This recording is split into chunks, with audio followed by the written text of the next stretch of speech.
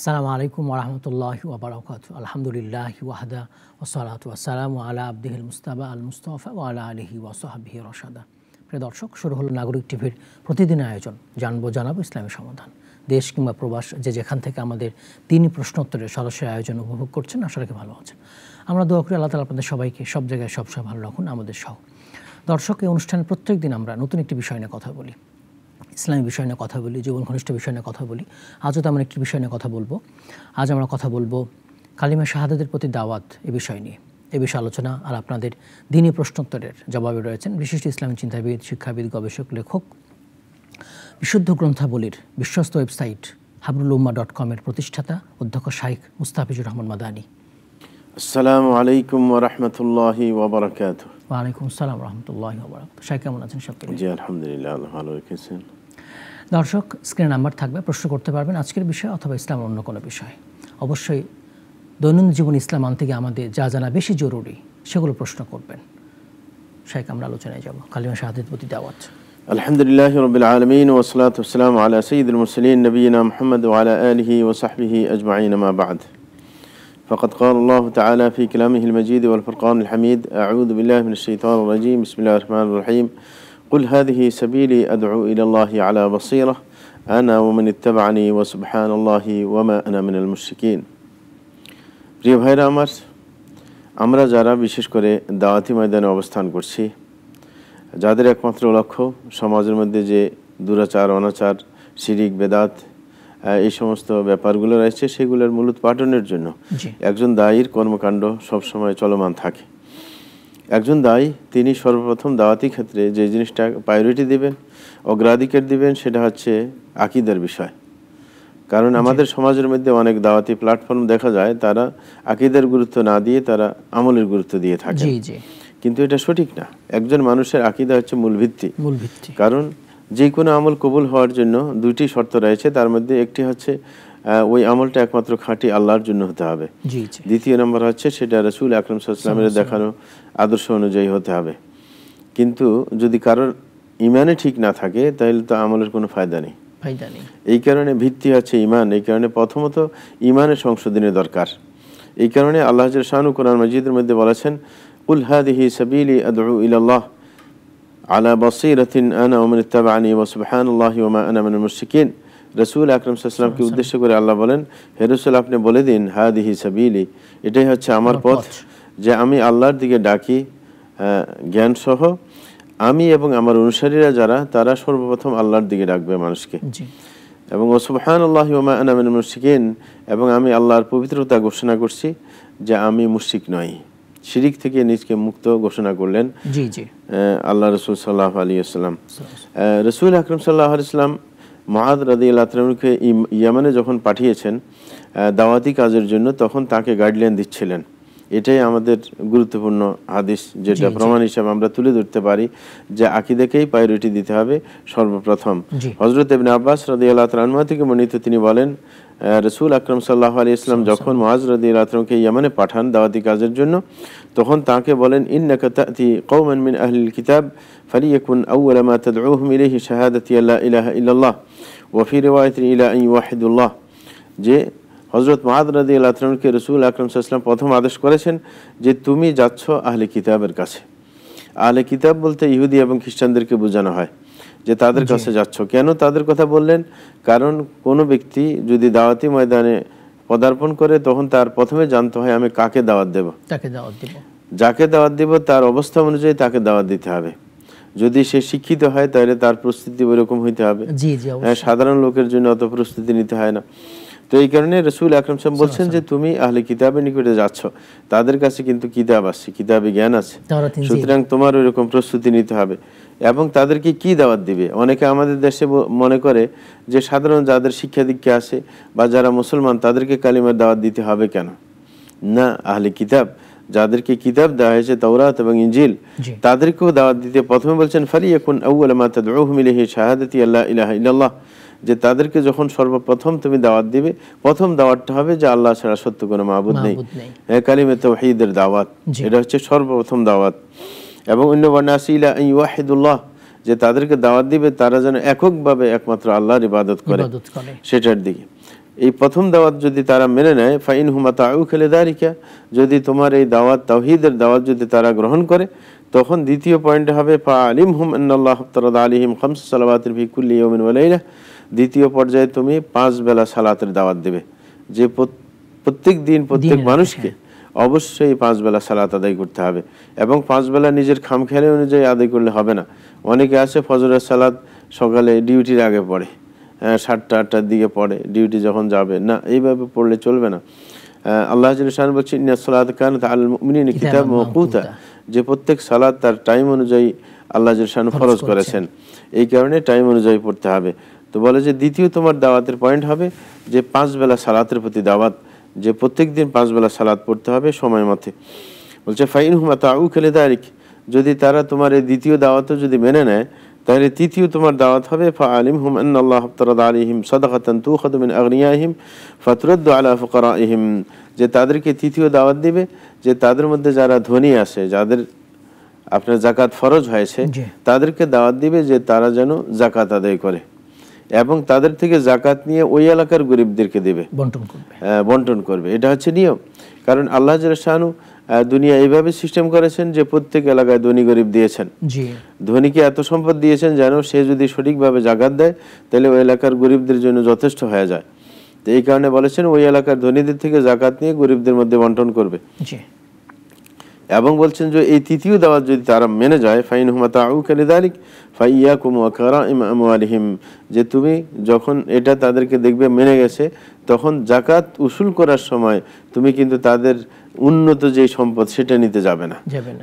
যেমন একজনে আপনার উটের যাকাত নিচ্ছে, একবারে শ্রেষ্ঠ উটটা নিতে যাবে না, কারণ তাদের মন খারাপ হয়ে যাবে। এই কারণে মাঝারি গোছের যেটা সেটাই নেওয়ার চেষ্টা করবে। বলছে ওয়াত্তাকি দাওয়াতুল মাজলুম, বলছে মজলুমের বদদুয়া ভয় করবে, মজলুমের বদদুয়া নিতে যাবে না।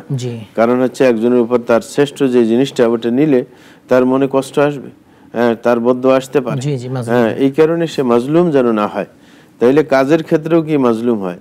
একজন ব্যক্তি শিক্ষকতা করছেন, তিনি যদি তার দায়িত্ব পালন না করেন, সঠিক শিক্ষা না দেন তার ছাত্রকে, সে কিন্তু জুলুম করে তার উপর। হ্যাঁ, একজন কর্মকর্তা তার কর্মচারীর উপর জুলুম করে যদি সঠিকভাবে তাদেরকে পরিচালনা না করে। সুতরাং এই যে যাকাত উসুলের ক্ষেত্রেও বলছে মজলুমের বদদুয়াকে ভয় পাবে, যেন কারোর উপর জুলুম করতে না যাও। বলছে ফাইন্নাহু লাইসা বাইনাহা ওয়া বাইনাল্লাহি হিজাব, বলছেন আল্লাহর মাঝে এবং মজলুমের বদদুয়ার মাঝে কোনো ব্যারিকেড থাকে না, কোনো পর্দা থাকে না, সরাসরি কবুল হয়ে যায়। কিন্তু অনেক মানুষ, অনেক ব্যক্তি জুলুম করে, কিন্তু তার চিন্তা নেই যে এই আরেকজন যাকে আমি জুলুম করছি তিনি তো বদদুয়া দিতে পারেন, তিনি তো বিরক্ত হয়ে আল্লাহর কাছে ফরিয়াদ করতেই পারেন। জি, করতেই থাকেন। এই কারণে এক কবি বলেছিলেন যে একজন, যার মর্ম হচ্ছে এই যে জালিম জুলুম করে চুপ করে ঘুমায় রাত্রিবেলায়, কিন্তু তার খবর নেই যে রাত্রিবেলায় শেষ রাত্রে উঠে মজলুম আল্লাহর কাছে বিচার দায়ের করে। সুতরাং খেয়াল রাখা দরকার। এরকম ভাবে রাসূল আকরাম সাল্লাল্লাহু আলাইহি ওয়াসাল্লাম কালিমার প্রতি দাওয়াতের গুরুত্ব কত বেশি। সেটা আমরা একটা ফোন নিয়ে আসি।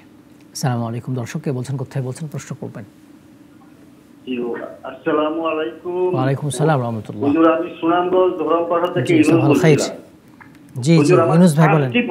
প্রথম প্রশ্নটা হলো যে আল্লাহ রাসূল সাহাবী কেরাম তাবেঈনরা ইসলামের দাওয়াত দিতেন ইহুদি নাসারাদেরকে, আর আমরা এক মুসলমান আর মুসলমানকে দাওয়াত, এটা কি রাসূলের সুন্নাহ পরিপন্থী না কিনা? হ্যাঁ জি, পরের প্রশ্ন। আর 2 নম্বর প্রশ্ন হলো যে লুকমান হাকিম নবী ছিলেন না আল্লাহর রহমতপ্রাপ্ত এই হিকমতকারী ওলি ছিলেন?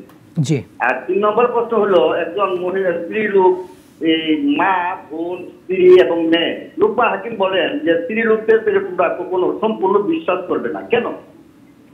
আচ্ছা, 4 নম্বর প্রশ্ন হলো যে রাসূল সাল্লাল্লাহু আলাইহি ওয়াসাল্লামকে ফাতিহুল আম্বিয়া বলা হয়েছে। আচ্ছা, রাসূল সাল্লাল্লাহু আলাইহি ওয়াসাল্লাম। আর 5 নম্বর প্রশ্ন হলো যে রাসূল সাল্লাল্লাহু আলাইহি ওয়াসাল্লাম বলেন যে আমি এই বেহেশতে অভাবগ্রস্ত গরিব লোক এবং দুজনকে মেয়ের লোকের সংখ্যায় বেশি দেখেছি। এই হাদিসটা একটু ব্যাখ্যা করবেন?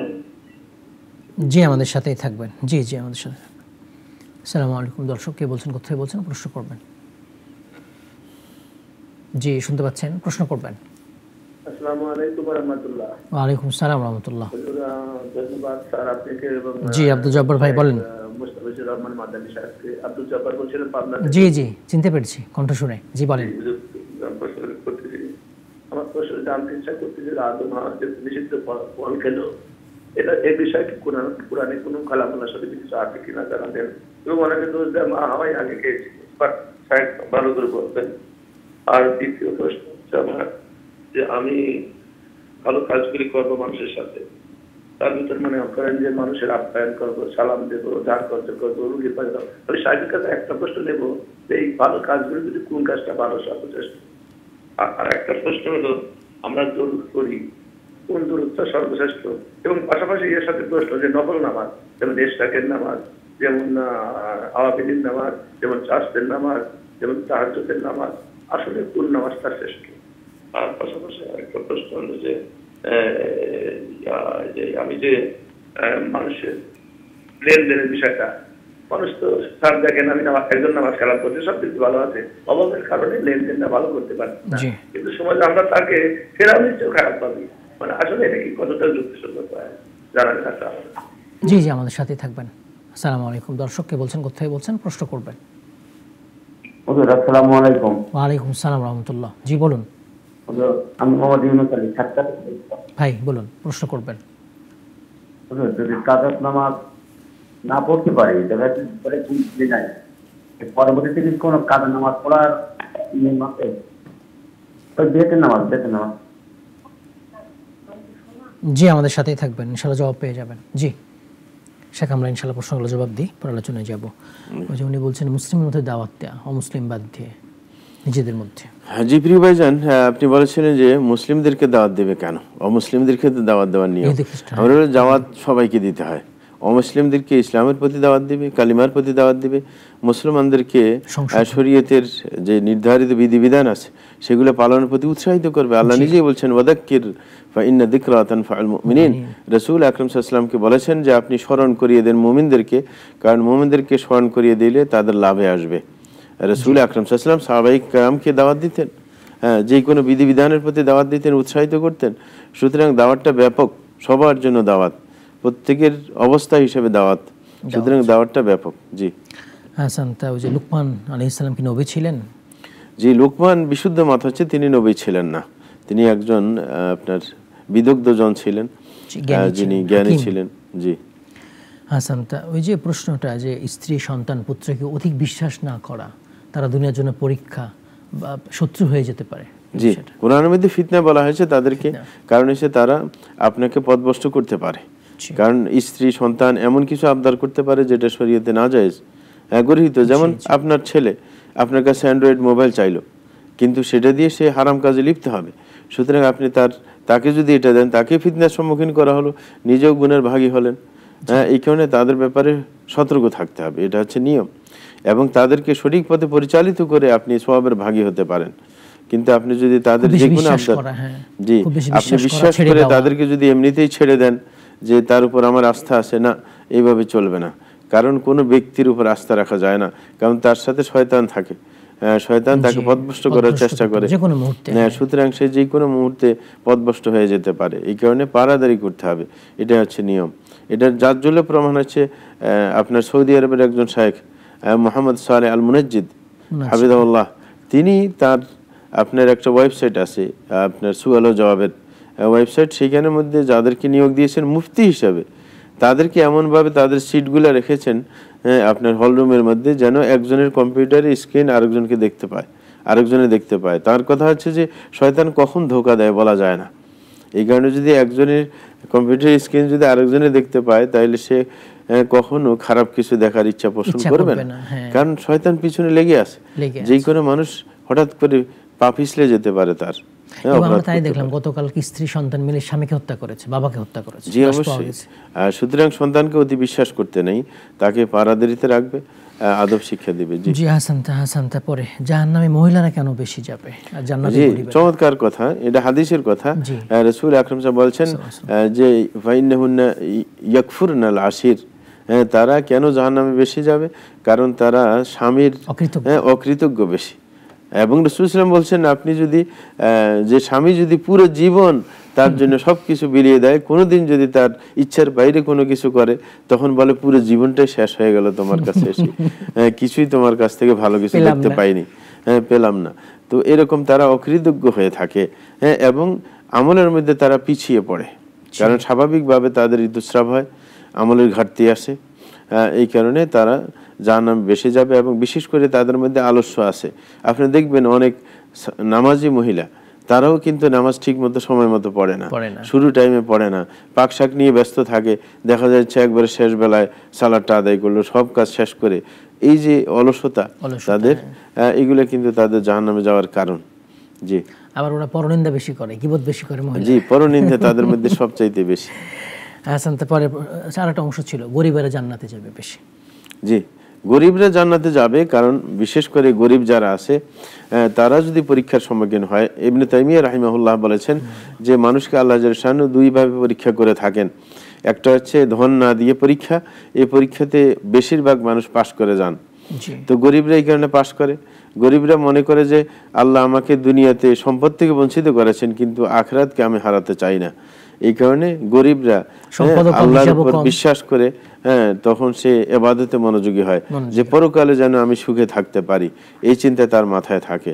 হ্যাঁ, যে হয়তো বা আল্লাহ আমাকে সম্পদ দেন নাই, আমি যেন পথভ্রষ্ট না হয়ে যাই, ফিতনায় না পড়ে যায়, এরকম একটা চিন্তা আসে। কিন্তু ধনীদেরকে ধন দিয়ে যখন আল্লাহ জাল্লাহু শাআনহু পরীক্ষা করেন, অধিকাংশ ধনী ফেল করেন। তারা মনে করে যে আল্লাহ জাল্লাহু শাআনহু আমাকে পছন্দ করে ধন দিয়েছেন, আমাকে ভালোবেসেন বলে আমাকে সম্পদ দিয়েছেন। এই কারণে তারা আল্লাহ শুকরিয়া আদায় করে না, উল্টো পাল্টা তাদের সম্পদগুলোকে ব্যয় করে আল্লাহর বিপক্ষে। এই কারণে তারা জাহান্নামে বেশি যাবে, গরিবরা জান্নাতে যাবে, কারণ তাদের আপনার ভোগের বিষয় কম, হিসাব কিতাব একবারে শর্ট। হ্যাঁ, এই কারণে এমনকি হযরত আয়েশা রাদিয়াল্লাহু তাআলা একটা ঘটনা বলতে হয় এই ক্ষেত্রে। হযরত আয়েশা রাদিয়াল্লাহু তাআলা এবং অন্যান্য উম্মাহাতুল মুমিনিন যারা রাসূলের স্ত্রীজন ছিলেন, তাদেরকে খরচ দিতেন আব্দুর রহমান ইবনে আউফ রাদিয়াল্লাহু তাআলা আনহু। কারণ সাহাবীদের মধ্যে হযরত ওসমান এবং আব্দুর রহমান বিন আউফ এরা ছিলেন ধনী ব্যক্তি। রাসূল আকরাম সাল্লাল্লাহু আলাইহি ওয়াসাল্লামের মৃত্যুর পর তিনি রাসূলের স্ত্রীদেরকে চালাতেন, খরচ দিতেন।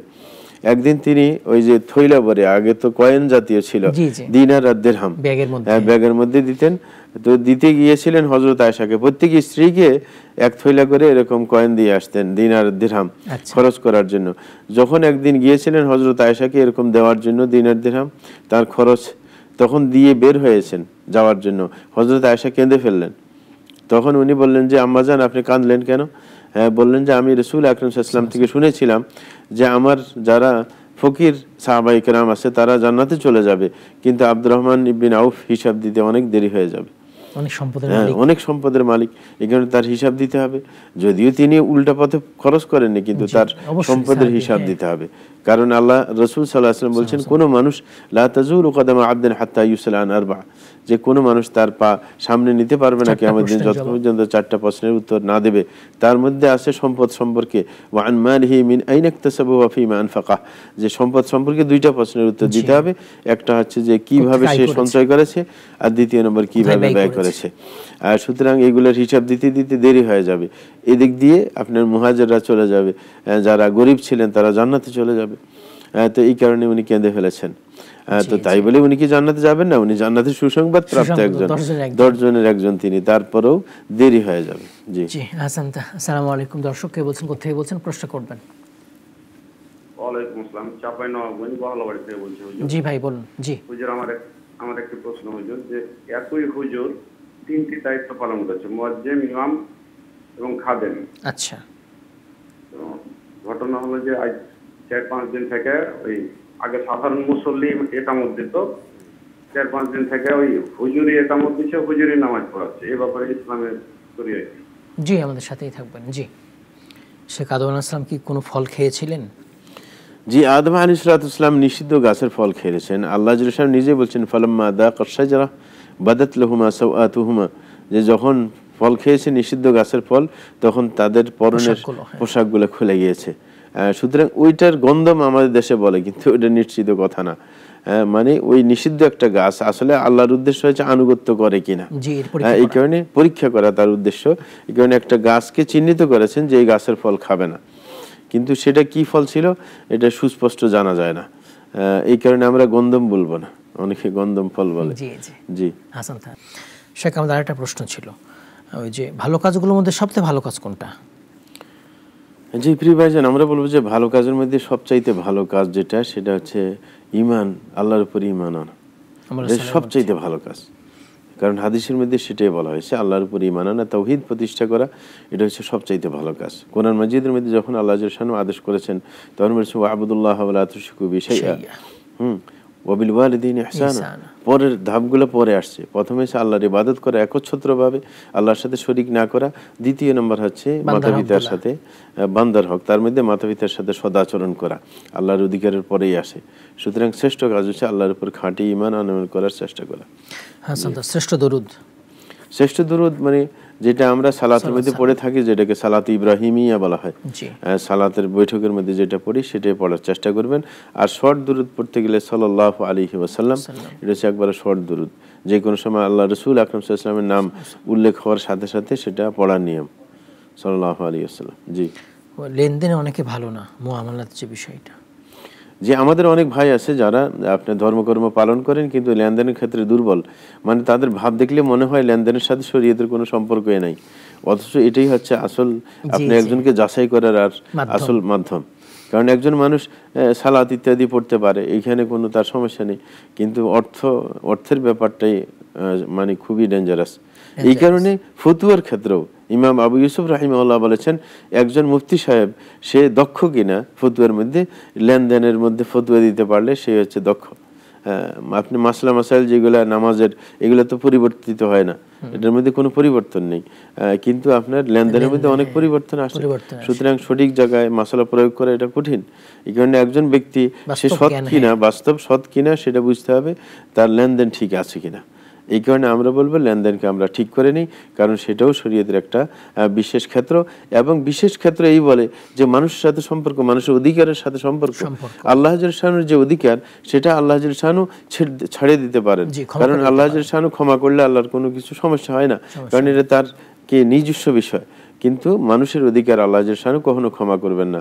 আপনি আরেকজনের টাকা মেরে পরে সেজদায় পড়ে থাকবেন, আল্লাহর কাছে ক্ষমা চাইবেন, কাজ হবে না।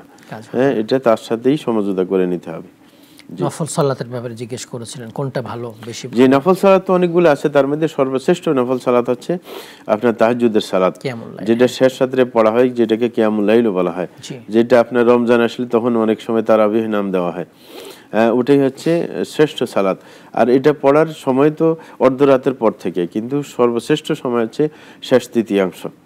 শেষ তৃতীয়াংশে আল্লাহ জাল্লাহু শানু নিচের আকাশে চলে আসেন, মানুষকে ডাকতে থাকেন, হালমিন সাইলিন ফাউতিয়াহ, যে তোমাদের কি আছো, আমার কাছে কিছু চাইবে আমি তাকে দিব। হ্যাঁ, এরকমভাবে ডাক দিতে থাকেন। সেই সময় যে সাড়া দিবেন, আল্লাহ জাল্লাহু শানুর সান্নিধ্যে যাবেন, তিনি হচ্ছে সর্বশ্রেষ্ঠ মানুষ।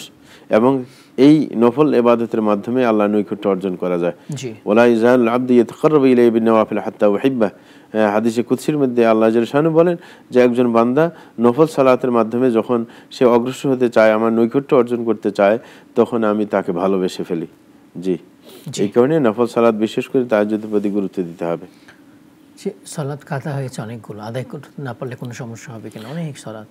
জি, যদি কোনো ব্যক্তি দীর্ঘদিন পর্যন্ত আল্লাহর ইবাদত থেকে দূরে থাকে, গাফিল থাকে, শয়তানের ধোঁকায় পড়ে যায়, তখন তার সালাতগুলো কাজা করতে হবে না, সে কঠিনভাবে তওবা করে নেবে। যেই অপরাধটা করেছে এর জন্য লজ্জিত হতে হবে। লজ্জিত হওয়া কিন্তু তওবার জন্য প্রথম শর্ত। রাসূল আকরাম সাল্লাল্লাহু আলাইহি ওয়াসাল্লাম বলছেন আত-তাওবাতু হিয়া নাদামা, যে তওবার মূল মন্ত্রই হচ্ছে লজ্জিত হওয়া।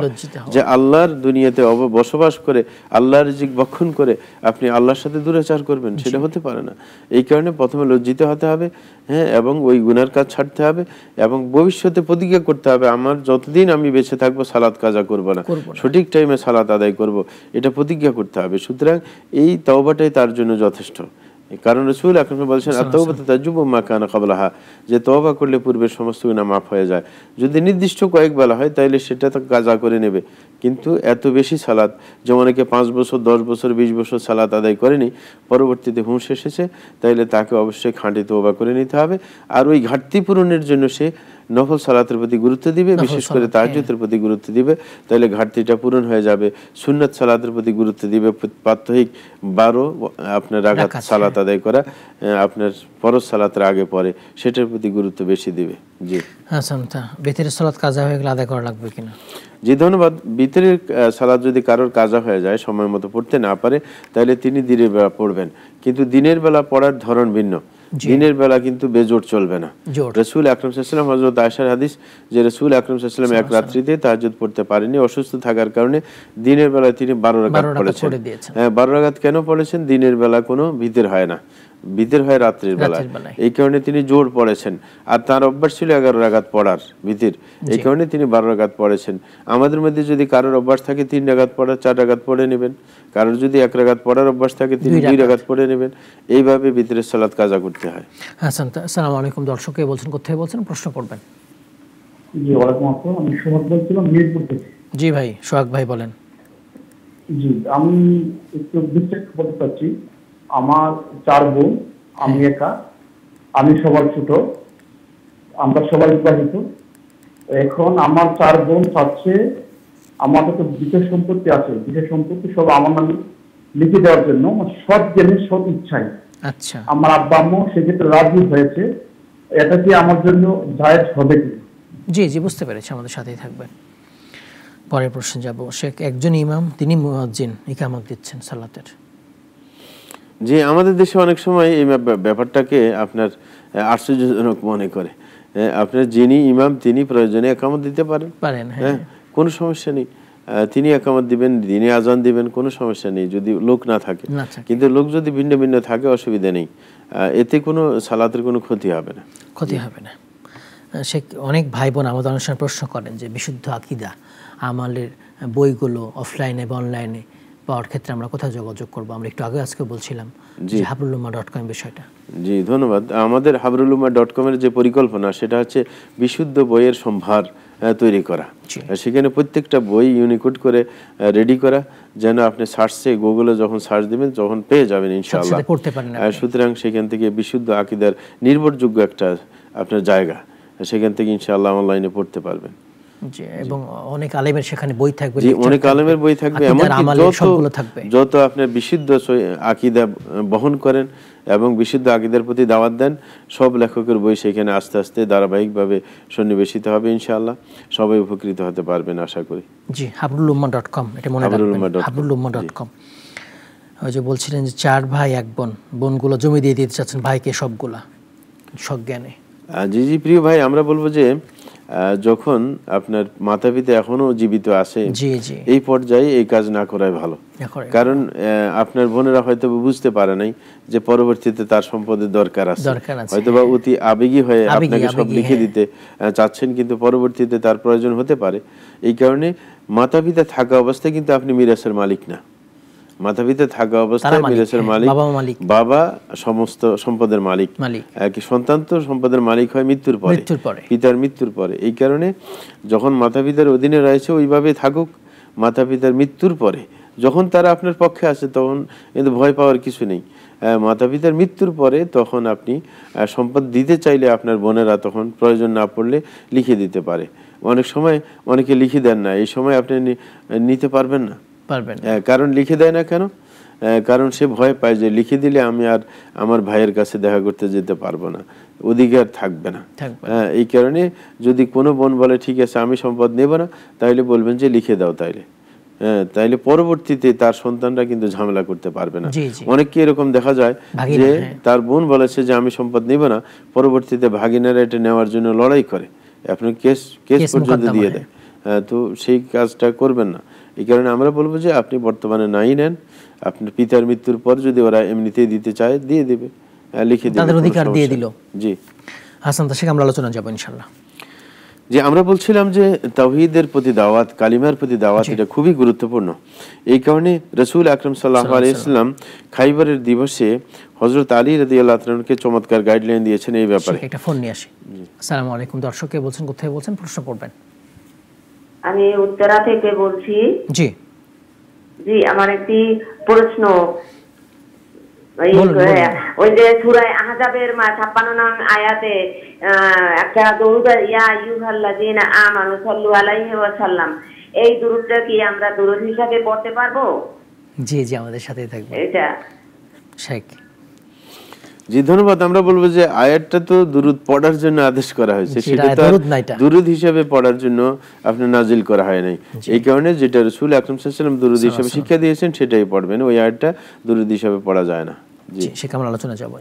আমরা যে আলোচনা করতেছিলাম যে কালিমার প্রতি দাওয়াত, হ্যাঁ সেটা সে সর্বোচ্চ দাওয়াত। এই কারণে রাসূল আকরাম সাল্লাল্লাহু আলাইহি ওয়াসাল্লাম খাইবারের দিবসে হযরত আলী রাদিয়াল্লাহু আনহুকে উদ্দেশ্য করে বলেছেন এবং অন্যান্য সাহাবায়ে কেরামকে উদ্দেশ্য করে বলেছেন, লা উতিয়ান্না রায়াত গাদান রাজুলান ইউহিব্বুল্লাহ ওয়া রাসূলুহু ওয়া ইউহিব্বুহুল্লাহু ওয়া রাসূলুহু, যে আমি আগামীকাল, খাইবার যুদ্ধ চলছিল তখন ইহুদিদের সাথে, তখন তিনি বলছিলেন যে আমি আগামীকাল ঝান্ডা দিব এমন এক ব্যক্তিকে যিনি আল্লাহ আল্লাহ রসুলকে ভালোবাসেন এবং তাকেও আল্লাহ আল্লাহ রসুল ভালোবাসেন, এমন ব্যক্তিকে। এটা ফোন নিয়ে আসি। আসসালামু আলাইকুম, দর্শক কে বলছেন, কোথায় বলছেন, প্রশ্ন করবেন। ওয়ালাইকুম আসসালাম ওয়া রাহমাতুল্লাহ। জি ভাই বলুন। রাশি থেকে বলছি। বলুন। আমার প্রশ্ন হচ্ছে যে বাপের মূর্খতা বা ইসলাম ধর্ম না বোঝার কারণে তার পুত্র সন্তানদেরকে জীবিত থাকা অবস্থায় সম্পদ রেজিস্ট্রি করে দিয়ে গেছেন, কন্যাদেরকে দেননি। আচ্ছা, এখন প্রশ্ন হচ্ছে ছেলেরা এখন সচেতন, তারা ভালো বুঝে, তাদের কি এখন বোন বাপকে ওই থেকে মুক্তি দেওয়ার জন্য তারা কি তাদের বোনকে জমি ফেরত দিতে হবে? সুন্দর, জি আমাদের সাথে থাকবেন। জি জি, অনেক ধন্যবাদ শেখ, শুনেছেন বলতে। জি চমৎকার। আমরা বলবো যে এটা ভালো বুদ্ধি, যে বাপ যদি না জেনে থাকে, না বুঝে, অতি আবেগের বশবর্তী হয়ে ছেলেদের প্রয়োজন বেশি এরকম মনে করে যদি সম্পদ দিয়ে যান, তিনি তো ভুল করেছেন, এটার জন্য পরকালে ধরা পড়বেন। কিন্তু তার পিতাকে ধরা থেকে বাঁচানোর জন্য সন্তানের দায়িত্ব সে যদি বুঝবান হয়ে থাকে, তিনি একজন ফারাইজবিদ যিনি, যারা সম্পদ বন্টন সম্পর্কে ভালো জানেন, তাদের সাথে যোগাযোগ করে বোনেরা যতটুকু পাবে তাদেরকে ততটুকু দিয়ে দিতে হবে। এটা হচ্ছে তার পিতাকে রক্ষা করার একটা মাধ্যম। এই কারণে বলবো যে সুবুদ্ধির উদয় হয়েছে, সেটাকে কাজে লাগানো দরকার। আর এই সময় এরকম ভাই পাওয়া তো, জি এরকম ভাই তো পাওয়া মুশকিল। জি জি শেখ আমরা আলোচনায় যাব। আমরা যেটা বলছিলাম যে হযরত আলী রাদিয়াল্লাহু আনহু এবং অন্যান্যরা উপস্থিত ছিলেন খাইবার যুদ্ধের সময়, তখন রাসূল আকরাম সাল্লাল্লাহু আলাইহি ওয়াসাল্লাম বলেছেন আমি আগামীকাল ঝান্ডা দেব এমন এক ব্যক্তিকে যে আল্লাহ আল্লাহ রাসূলকে ভালোবাসে এবং আল্লাহ আল্লাহ রাসূলও তাকে ভালোবাসেন। ইফতাহুল্লাহু আলা ইয়াদাই, যে তাকে ঝান্ডা দেওয়ার পর এই খাইবারটা স্বাধীন হয়ে যাবে। এটা বলার পর সকলে মানে তিনি গবেষণা শুরু করেছে রাত্রিবেলায়, যে কে আগামীকাল ঝান্ডাটা ধারণ করবে, এটা নিয়ে কথা, যে কাকে দেওয়া হবে। যখন সকাল হয়ে গেল, গাদাউ আলা রাসূলিল্লাহি সাল্লাল্লাহু আলাইহি ওয়াসাল্লাম কুল্লুহুম ইয়ারজু আন ইউতাহা, প্রত্যেকেই সকাল যখন হয়েছে প্রত্যেকে চাচ্ছিল যে আমাকে ঝান্ডাটা দেওয়া হোক, কারণ কারণ এখানে একটা সার্টিফাই আছে কিন্তু, জি জি অবশ্যই, যে আল্লাহ আল্লাহ রাসূলকে সে ভালোবাসে, আল্লাহ আল্লাহ রাসূল তাকে ভালোবাসে। তাইলে আল্লাহ আল্লাহ রাসূল ভালোবাসে যে এটার প্রমাণ মিলবে যদি কালকে ঝান্ডা পাওয়া যায়। সেখানে আমরা ফোন নেব। আসসালামু আলাইকুম, দর্শক কে বলছেন, কোথায় বলছেন, প্রশ্ন করবেন। হ্যালো, ওয়ালাইকুম সালাম। জি আমি প্রশ্ন করতে চাচ্ছিলাম, বলুন বলুন। মসজিদের খাদেম যদি বেদা, আমরা জানতে পারি যে মসজিদের খাদেম বেদাতি কার্যকলাপ করে বা কোনো বেদাতি মানে এটা বুঝতে পারি, তাদের কি সাহায্য করা অথবা ডাকাতের টাকা দেয়া যাবে? আর একটা প্রশ্ন, রাসূল সাল্লাল্লাহু আলাইহি সাল্লামের নাম শুনলে আমাদের দরুদ পড়তে হয়, কিন্তু আমরা যদি বলি শুনি যে নবী সাল্লাল্লাহু আলাইহি সাল্লাম, তারপরে বলতে শুনি যে আমরা জানি রাসূল সাল্লাল্লাহু আলাইহি সাল্লাম, এগুলো যদি বলি শুনি, তখনও কি আমরা সাল্লাল্লাহু আলাইহি সাল্লাম বলবো? জি জি আমাদের সাথেই থাকবেন। জি আসসালামু আলাইকুম, দর্শক কে বলছেন, কোথায় বলছেন, প্রশ্ন করবেন। শুনতে পাচ্ছেন? রাস্তা থেকে বলছি, আমার নাম মোহাম্মদ ইউনূস আলী। জি ভাই বলুন। গতকালকে নাগরিক টিভিতে একটা বক্তব্য শুনলাম, এক বক্তার কাছে সে প্রশ্ন করেছে যে ফরজ সালাতের ইমামের পিছনে মুক্তাদি সূরা ফাতিহা পড়তে পারবে? জি। সে উত্তর দিল যে যেখানে কোরআন তিলাওয়াত হয় থাকা ভালো, চুপ থাকতে হবে। আবার উদাহরণ দিল এইভাবে যে ধরো অনেকগুলো মানুষ আমরা প্রধানমন্ত্রীর কাছে গেলাম, তো প্রধানমন্ত্রীর কাছে যদি যাই, যদি কথা বলে প্রধানমন্ত্রী কি করবে? তাহলে হতে একজন আল্লাহ প্রধানমন্ত্রীর সঙ্গে তুলনা করলো। পৃথিবীর কোটি কোটি মানুষ, যে মানুষগুলো যে ভাষায় কথা বলে সব ভাষায় তো আল্লাহ বুঝবে, তাহলে হুজুরের কাছে প্রশ্ন হয় সেটা একটু তিনি কিভাবে করবেন, একটু ব্যাখ্যা দেন। জি জি অবশ্যই আমাদের সাথেই থাকবেন, অবশ্যই আমাদের সাথে থাকবেন, ইনশাআল্লাহ জবাব পেয়ে যাবেন। আসসালামু আলাইকুম, দর্শক কে বলছেন, কোথায় বলছেন, প্রশ্ন করবেন। জি প্রশ্ন করবেন, শুনতে পাচ্ছেন? আসসালামু আলাইকুম, আমি নওগাঁ থেকে। আসসালামু রাহমাতুল্লাহ। জি বলুন। জি, আপনার প্রশ্ন করবেন। টেলিভিশন ভলিউম কমিয়ে নেবেন, প্রশ্ন করবেন।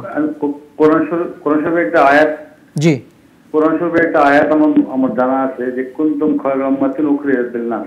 জি, এর অর্থ হচ্ছে আপনার তোমরা শ্রেষ্ঠ জাতি, মানুষের মঙ্গলের জন্য তোমাদেরকে বাইর করা হয়েছে। জি, আপনার প্রশ্নটা কি? শ্রেষ্ঠ জাতি কেন হলাম এবং আল্লাহ তাআলা এখানে কোন মঙ্গলের কথা বলেছেন? জি, অবশ্যই আমাদের সাথেই থাকবেন। জি, শেখ আমাদের একটা ফোন নেই। আসসালামু আলাইকুম, দর্শককে বলছেন, কোথায় বলছেন, প্রশ্ন করবেন। সূরা তাওবার প্রথমে বিসমিল্লাহ বলে কোন কথা আছে? জি জি, আমাদের সাথেই থাকবেন। জি, আমাদের সাথেই থাকবেন। মসজিদে খাদেম যে বিদআতি হয় তাকে যাকাত অন্য দান সাদাকা করা যাবে? জি, চমৎকার প্রশ্ন। মসজিদের খাদেম যদি বেদাতি হয় তাকে সম্পদ বেশি দেবে না, তাকে সাধারণত মানবিক দৃষ্টিকোণ থেকে যা দেওয়া দরকার, অনেক সময় তার চিকিৎসা দরকার, তার খাবার দাবারের দরকার, পোশাক আশাকের দরকার, সেগুলো দিবে, যেন তার সম্পদ দিয়ে, যেন তার টাকা দিয়ে যেন বেদাতি কাজ না করতে পারে, সেই জন্য সতর্ক থাকবে, মানবিক দৃষ্টিকোণে তাকে। সেখানে আমরা একটা বিষয় কথা বলে নিই, যদি এরকম কোনো মসজিদও দেখা যায় যে বিদআতি কার্যক্রম বেশি হয়, সেই মসজিদে দান করার ব্যাপারটা। জি, ওইখানেও একই কথা। আপনার ওই কোনো বেদাতি মসজিদ হইলেও তার কনস্ট্রাকশনের কাজ যেগুলো, সেগুলো আপনি টাকা দিতে পারেন, কারণ হইতে পারে কিছুদিন পর আরেক ব্যক্তি এসে এই মসজিদকে স্বাধীন করে ফেলবে, মানে তাওহীদ এবং সুন্নতের প্রচার করবে। সুতরাং মসজিদ হওয়াতে কোনো দোষ নাই, কিন্তু ওই যে ভুলটা চর্চা করা হয়তো বা পরবর্তীতে থাকবে না। এই কারণে যতক্ষণ পর্যন্ত আপনার ইমাম সাহেব বেদাত এবং শিরকের প্রচার করেন, তখন তাকে বেতন ইত্যাদি দেওয়া যাবে না, আপনি দিবেন না, তাইলে গুনাহগার হবেন, কিন্তু মসজিদ করতে সমস্যা নেই। হাসান, পরের প্রশ্ন যাব, ওই যে নবী রাসূল এসব শব্দগুলো শুনলে সাল্লাল্লাহু আলাইহি ওয়াসাল্লাম বলতে হবে কিনা? জি, যখন আপনার আম্বিয়া কেরামের নাম আসে তখন সাল্লাল্লাহু আলাইহি ওয়াসাল্লাম সেটা বলাই হচ্ছে নিয়ম, তাদের উপর দরুদ পাঠ করে, এটা শর্ট দরুদ পড়তে পারেন। ওই যে একজন আলেম কি বলেছেন আমরা জানি না, সেদিকে যাব না, আমরা সঠিক ব্যাখ্যাটা দিয়ে দিব ইমামের পেছনে সূরা ফাতিহা পড়ার ব্যাপারে। জি, আমরা যেটা সত্যিকার অর্থে সঠিক মত আমরা জানি, সেটা হচ্ছে ইমামের পিছনে সূরা ফাতিহা পড়তে হবে, কারণ রাসূল আকরাম সাল্লাল্লাহু আলাইহি ওয়াসাল্লাম হযরত উবাদা ইবনে সামিতের হাদিসের মধ্যে বলেছেন, লা সালাতা ইল্লা বিফাতিহাতিল কিতাব, যে কোনো সালাতই হবে না সূরা ফাতিহা ছাড়া। এটা একটা কথা। এবং অনেকে আমরা বলতাম, যদি ওই যে কোরআন আয়াত ওয়াইদা কুরিয়াল কুরআন ফাসতামিউ লাহু ওয়া আনসিতু লাআল্লাকুম তুরহামুন, যে তোমাদের উপর যখন কোরআন তেলাওয়াত করা হবে মনোযোগ দিয়ে চুপ করে শুনবে, এই যে আয়াতটা, এই আয়াতের সাথে কিন্তু ওই হাদিসের সাংঘর্ষিকতা সৃষ্টি হয়েছে। এই কারণে আমরা বলতাম যে যেখানে আপনার উচ্চস্বরে কেরাত পড়া হয় না, সেখানে শুধু সূরা ফাতিহা পড়বে, উচ্চস্বরে পড়লে পড়বে না। কিন্তু আমরা দেখতে পাই এর বিপরীতে আপনার আরেকটা হাদিস পাওয়া যায়, ফজরের সময় রাসূল আকরাম সাল্লাল্লাহু আলাইহি ওয়াসাল্লামের পিছনে এক সাহাবী আপনার সূরা ফাতিহাও পড়েছেন, পাশাপাশি অন্য সূরাও পড়েছেন উচ্চস্বরে। তখন রাসূল সালাত শেষে বলছে, মালি উনাজাউল কুরআন, যে আমার কি হলো, আমার সাথে দ্বন্দ্ব শুরু করলে তোমরা, উচ্চস্বরে কেরাত শুরু করে দিলে আমার সাথে। তখন সাহাবায়ে কেরামকে উদ্দেশ্য করে তিনি বলছেন, লা তাফআলু ইল্লা বিফাতিহাতিল কিতাব, যে তোমরা অন্য সূরা ফাতিহা ছাড়া অন্যগুলো পড়বে না, কিন্তু শুধু সূরা ফাতিহা পড়বে। এটা একবারে সুস্পষ্ট। যদি এটা না থাকতো আমরা বলতাম যে না পড়লেও চলবে জোরে কেরাতের সময়, কিন্তু না, এই হাদিসগুলোকে মিলাইলে দেখা যায় যে আপনার সূরা ফাতিহা পড়াই হচ্ছে আসল নিয়ম। সাংঘর্ষিক হচ্ছে না। জি জি, আরেকটা ব্যাপার আমাদের জানতে হবে, সেটা হচ্ছে কি, সেটা হচ্ছে যে সূরা ফাতিহার প্রয়োজনীয়তা। প্রত্যেকটা মানুষ আমরা সঠিক পথে পরিচালিত হওয়ার দোয়া করতে হবে, ইহদিনাস সিরাতাল মুস্তাকিম, যেটা সূরা ফাতিহার মধ্যে আছে, আর এটা দরকার। এই কারণে তো আল্লাহ জাল্লা শানু ওয়াজিব করেছেন, ফরজ করেছেন সালাতের মধ্যে সূরা ফাতিহা পড়া, কারণ আমরা প্রত্যেকটা ক্ষণে ক্ষণে মানে সঠিক পথে পরিচালিত হওয়ার দোয়া করতে বাধ্য আল্লাহর কাছে, কারণ আমাদের পিছনে শয়তান পড়ে আছে। এই কারণে আমরা সব সময় আল্লাহর কাছে চাইবো। এই কারণে আমরা যদি প্রত্যেক সালাতে আপনার ইমামের পিছনে থাকি, একাকি পড়ি, সব সময় সূরা ফাতিহা পড়ি, তাইলে আল্লাহ জাল্লা শানু আমাদেরকে সঠিক পথে পরিচালিত করবেন। এই কারণে অন্য কোনো দৃষ্টান্ত দেওয়ার দরকার নেই। আমাদের একটা সালাতের বাইরের অবস্থা বোঝানো হচ্ছে, ব্যাপক আম হিসেবে ব্যবহার করা হচ্ছে, এটা তো একবারে ব্যাপক। অন্য সময় আপনি সূরা মানে সালাত ছাড়া অন্য সময় আয়াতের প্রয়োগের জায়গা আছে, যে অন্য সময় আপনি শুনবেন, এটা যে একবারে বাতিল হয়ে যাচ্ছে তা তো না।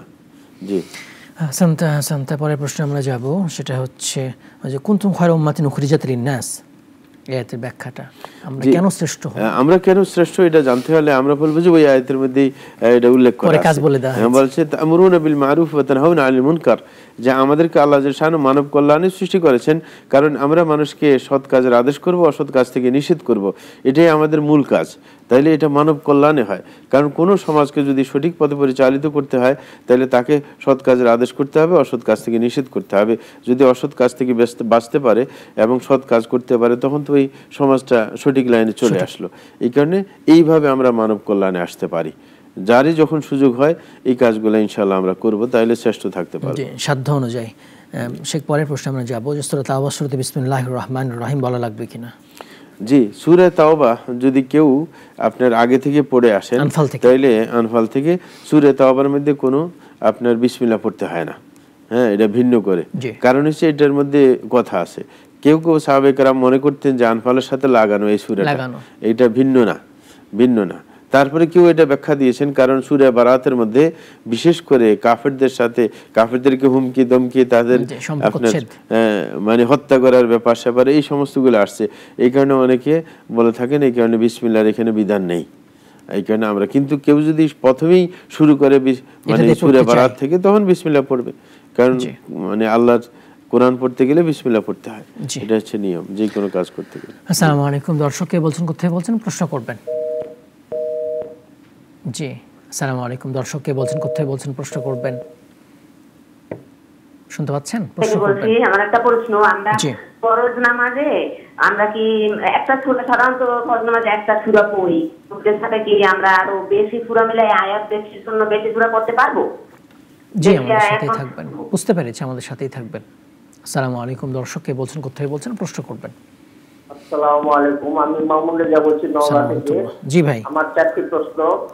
এক নম্বর হলো নামাজের সিজদা এবং তাশাহুদের বৈঠকে কোরআনে যে আয়াতগুলো আছে আমরা দোয়া হিসাবে পড়ি, যেমন রব্বানা আতিনা, তারপর রাব্বির হামমা, এইগুলো সিজদা এবং তাশাহুদে ডাইরেক্ট পড়া যাবে কিনা? জি, পরের প্রশ্ন। তারপরে 2 নম্বর হলো যে কালেমা মূলত আসলে কয়টি কালেমা, এই কালেমার দাওয়াত এখন যে পদ্ধতিতে দেওয়া হচ্ছে সে পদ্ধতি আগে ছিল কিনা, বা সহিহ সুন্নাহ পদ্ধতি কোনটা, আর গুনাহ মাফের জন্য আমরা কি কি ইস্তেগফার করতে পারি? জি, পরের প্রশ্ন। আসসালামু আলাইকুম। ওয়া আলাইকুম আসসালাম ওয়া রাহমাতুল্লাহ। জি, আমাদের সাথেই থাকবেন। শেখ, আরেকটা প্রশ্ন হচ্ছে, ইমাম সাহেব সূরা ফাতিহা শেষ করে ফেলেছেন জোরে কিরাতগুলোতে, তখন যে সালাতে শামিল হলে সূরা ফাতিহা পড়বেন কিনা? জি, ধন্যবাদ প্রিয় ভাইজান। কেউ যদি আপনার ইমাম সাহেবকে এমন অবস্থায় পায় যে তিনি সূরা ফাতিহা পড়ে ফেলেছেন, তখন শরীক হইলে সূরা ফাতিহা তিনি পড়ে নেবেন আগে, যদি সময় পান। কিন্তু একটা সময় আছে যেখানে পড়তে হয় না, সেটা হচ্ছে আপনি যদি রুকু অবস্থায় পান ইমাম সাহেবকে, তখন পড়ার কোনো সুযোগ নেই, সেটা হচ্ছে ছাড়। অনেকে এই ছাড় দেওয়ার কারণে বলে যে তাইলে তার নামাজ হয়ে গেলে আমার নামাজ হবে না কেন, আমি যদি সূরা ফাতিহা না পড়ি। না, ছাড়ের উপর কোনো ক্যাশ করা চলে না, তুলনামূলক চিন্তা করা নিষেধ, কারণ এটা বিশেষ ছাড়। তাইলে আমরা উল্টে বলতে পারি, কারণ একজন মানুষ যদি ডিলাকুলুক করে তার সালাত হয়ে যাবে, এটা কিন্তু বিশুদ্ধ মত, সকল আলেম এটা মানে। কিন্তু ডিলাকুলুক করলে কি আপনার মলগুলো একবারে সব পরিষ্কার হয়ে যায়? না, স্কিনের সাথে কিছু থেকে যায়। এটা বোঝা যায় যখন ঘামায় মানুষ, তখন বুঝতে পারে যে স্কিনে কিছু থেকে যায়। তো এই থেকে যাওয়ার সুযোগের কারণে কি আপনি ক্যাশ করতে পারেন যে তাইলে মলটা পাক? না, এটা বলার কোনো সুযোগ নেই, কারণ ছাড়ের উপর কোনো তুলনামূলক চিন্তা করা নিষেধ। হাসান, তা সুন্দর বলেছেন। পরের প্রশ্নে যাব, যে ফরজ সালাতে কিরাত লম্বা করার জন্য একাধিক সূরা পড়া, একাধিক আয়াত পড়া। জি, ফরজ সালাতে যদি কেউ একাধিক সূরা পড়তে চান তাহলে ধারাবাহিকতা রক্ষা করবেন, যে আপনি ধারাবাহিকভাবে পড়তে থাকবেন, একাধিক পড়তে পারেন, কোনো সমস্যা নেই। জি হাসান, তার পরের প্রশ্নে যাব। ওই যে উনি বলছিলেন যে সালাতের মধ্যে সিজদায় তাশাহুদে কোরআনের দোয়া। জি, চমৎকার কথা। সালাতের মধ্যে দুইটা সময় বিশেষ করে গুরুত্বপূর্ণ দোয়ার জন্য, সেটা হচ্ছে একটা হচ্ছে সিজদার সময়। রাসূল আকরাম সাল্লাল্লাহু আলাইহি ওয়াসাল্লাম বলছেন আকরাবু মা ইয়াকুনুল আবদু মির রাব্বিহি ওয়া সাজিদ, যে একজন মানুষ আল্লাহর সবচেয়ে নিকটবর্তী হয় যখন সিজদা অবস্থায় থাকে। এই কারণে বলছেন ফাকসিরু ফীহি মিনাদ দুআ ফাকামিনু আন ইউস্তাজাবা লাকুম।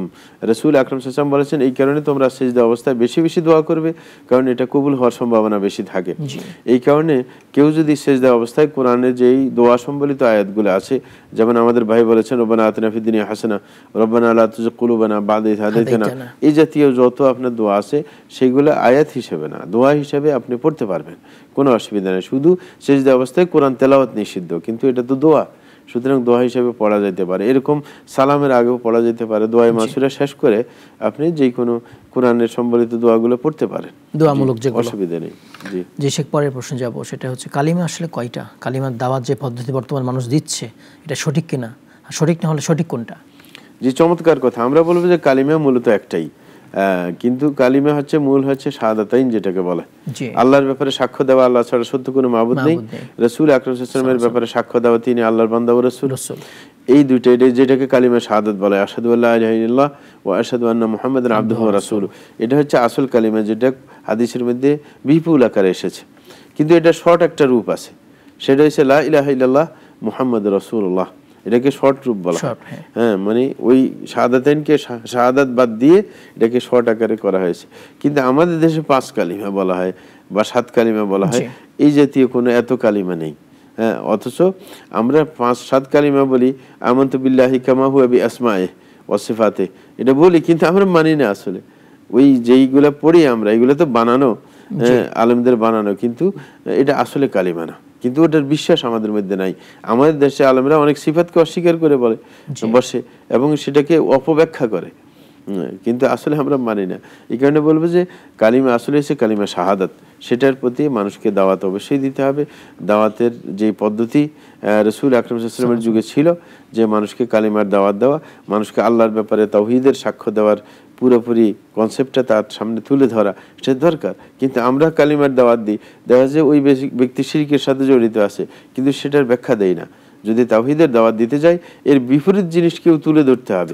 কারণ আরবি ভাষায় একটা কথা আছে, অবিদিদ্দিহা তাতাবায়ানুল আশিয়াউ, বলে যে কোনো জিনিসকে ভালো করে চিনতে হলে তার বিপরীতটা চিনতে হবে। আপনি যদি তাওহীদের জ্ঞান ভালো করে অর্জন করতে চান, তাহলে শিরক সম্পর্কে ভালো করে জানতে হবে, না হলে কিন্তু আপনি বুঝবেন না। এই কারণে বিপরীতটাও জানতে হবে। শেখ, আমাদের আরেকটা প্রশ্ন ছিল, সেটা হচ্ছে গুনাহ মাফের জন্য আমরা কি ধরনের ইস্তেগফার পড়তে পারি? জি প্রিয় ভাই, আমরা বলবো যে গুনাহ মাফের জন্য ইস্তেগফার সাধারণত পড়া হয় গুনার সাথে সাথে, গুনাহ করার সাথে সাথে। ওই আমাদের দেশে বলে যে সরি বলার মতো আর কি, যে গুনার সাথে সাথে ইস্তেগফার করতে হয়। কিন্তু যদি গুনাহটা কবিরা হয়ে যায়, বড় গুনাহ হয়, সময় বেশি চলে যায়, গুনাহ একটার উপর একটা হইতেই থাকে, তখন কিন্তু ইস্তেগফারে যথেষ্ট না, তখন কিন্তু আপনার তওবা করতে হবে। এই কারণে রাসূল আকরাম বলছেন, আইয়ুহান নাস ইস্তাগফিরুল্লাহ ওয়া তুবু ইলাইহি, যে তোমরা আল্লাহর কাছে ক্ষমা চাও এবং তওবা করে ফিরে আসো। সুতরাং দুইটাই তখন প্রয়োজন হবে, ইস্তেগফারের পাশাপাশি তওবা। আর যদি সাধারণত গুনাহ একটা হয়, সাথে সাথে ইস্তেগফার করে নিলেই হবে। জি, আমরা আলোচনা যাব ইনশাআল্লাহ। তো আমরা বলতেছিলাম যে রাসূল আকরাম সাল্লাল্লাহু আলাইহি ওয়াসাল্লাম সাহাবায়ে কেরামকে যখন বলছিলেন যে আমি আগামীকাল ঝান্ডা দেব এমন একজন ব্যক্তিকে যাকে আল্লাহ আল্লাহ রাসূল ভালোবাসেন, তখন সাহাবায়ে কেরাম সবাই চাচ্ছিলেন যে পরের দিন ঝান্ডা তার হাতেই আসুক, কারণ সেখানে সার্টিফাই করা হয়েছে যে আল্লাহ আল্লাহ রাসূল তাকে ভালোবাসেন। তো এই নিশ্চয়তার জন্য কিন্তু রাসূল আকরাম সাল্লাল্লাহু আলাইহি ওয়াসাল্লাম জিজ্ঞাসা করলেন সবাই আসার পর, আইনা আলী ইবনে আবি তালেব, যে আলী ইবনে আবি তালেব কোথায়? তখন বলা হলো যে হুয়া ইয়াশতাকি আইনাই, যে আলী ইবনে আবু তালেবের চোখের সমস্যা, এই কারণে আসতে পারেনি। তখন বলছেন ফাআরসিলু ইলাইহি, যে তোমরা তার কাছে লোক পাঠাও তাকে নিয়ে আসার জন্য। সেখানে ফোন নিয়ে আসি আমরা। জি, আসসালামু আলাইকুম। দর্শক কে বলছেন, কোথায় বলছেন, প্রশ্ন করবেন, শুনতে পাচ্ছেন? প্রশ্ন করবেন।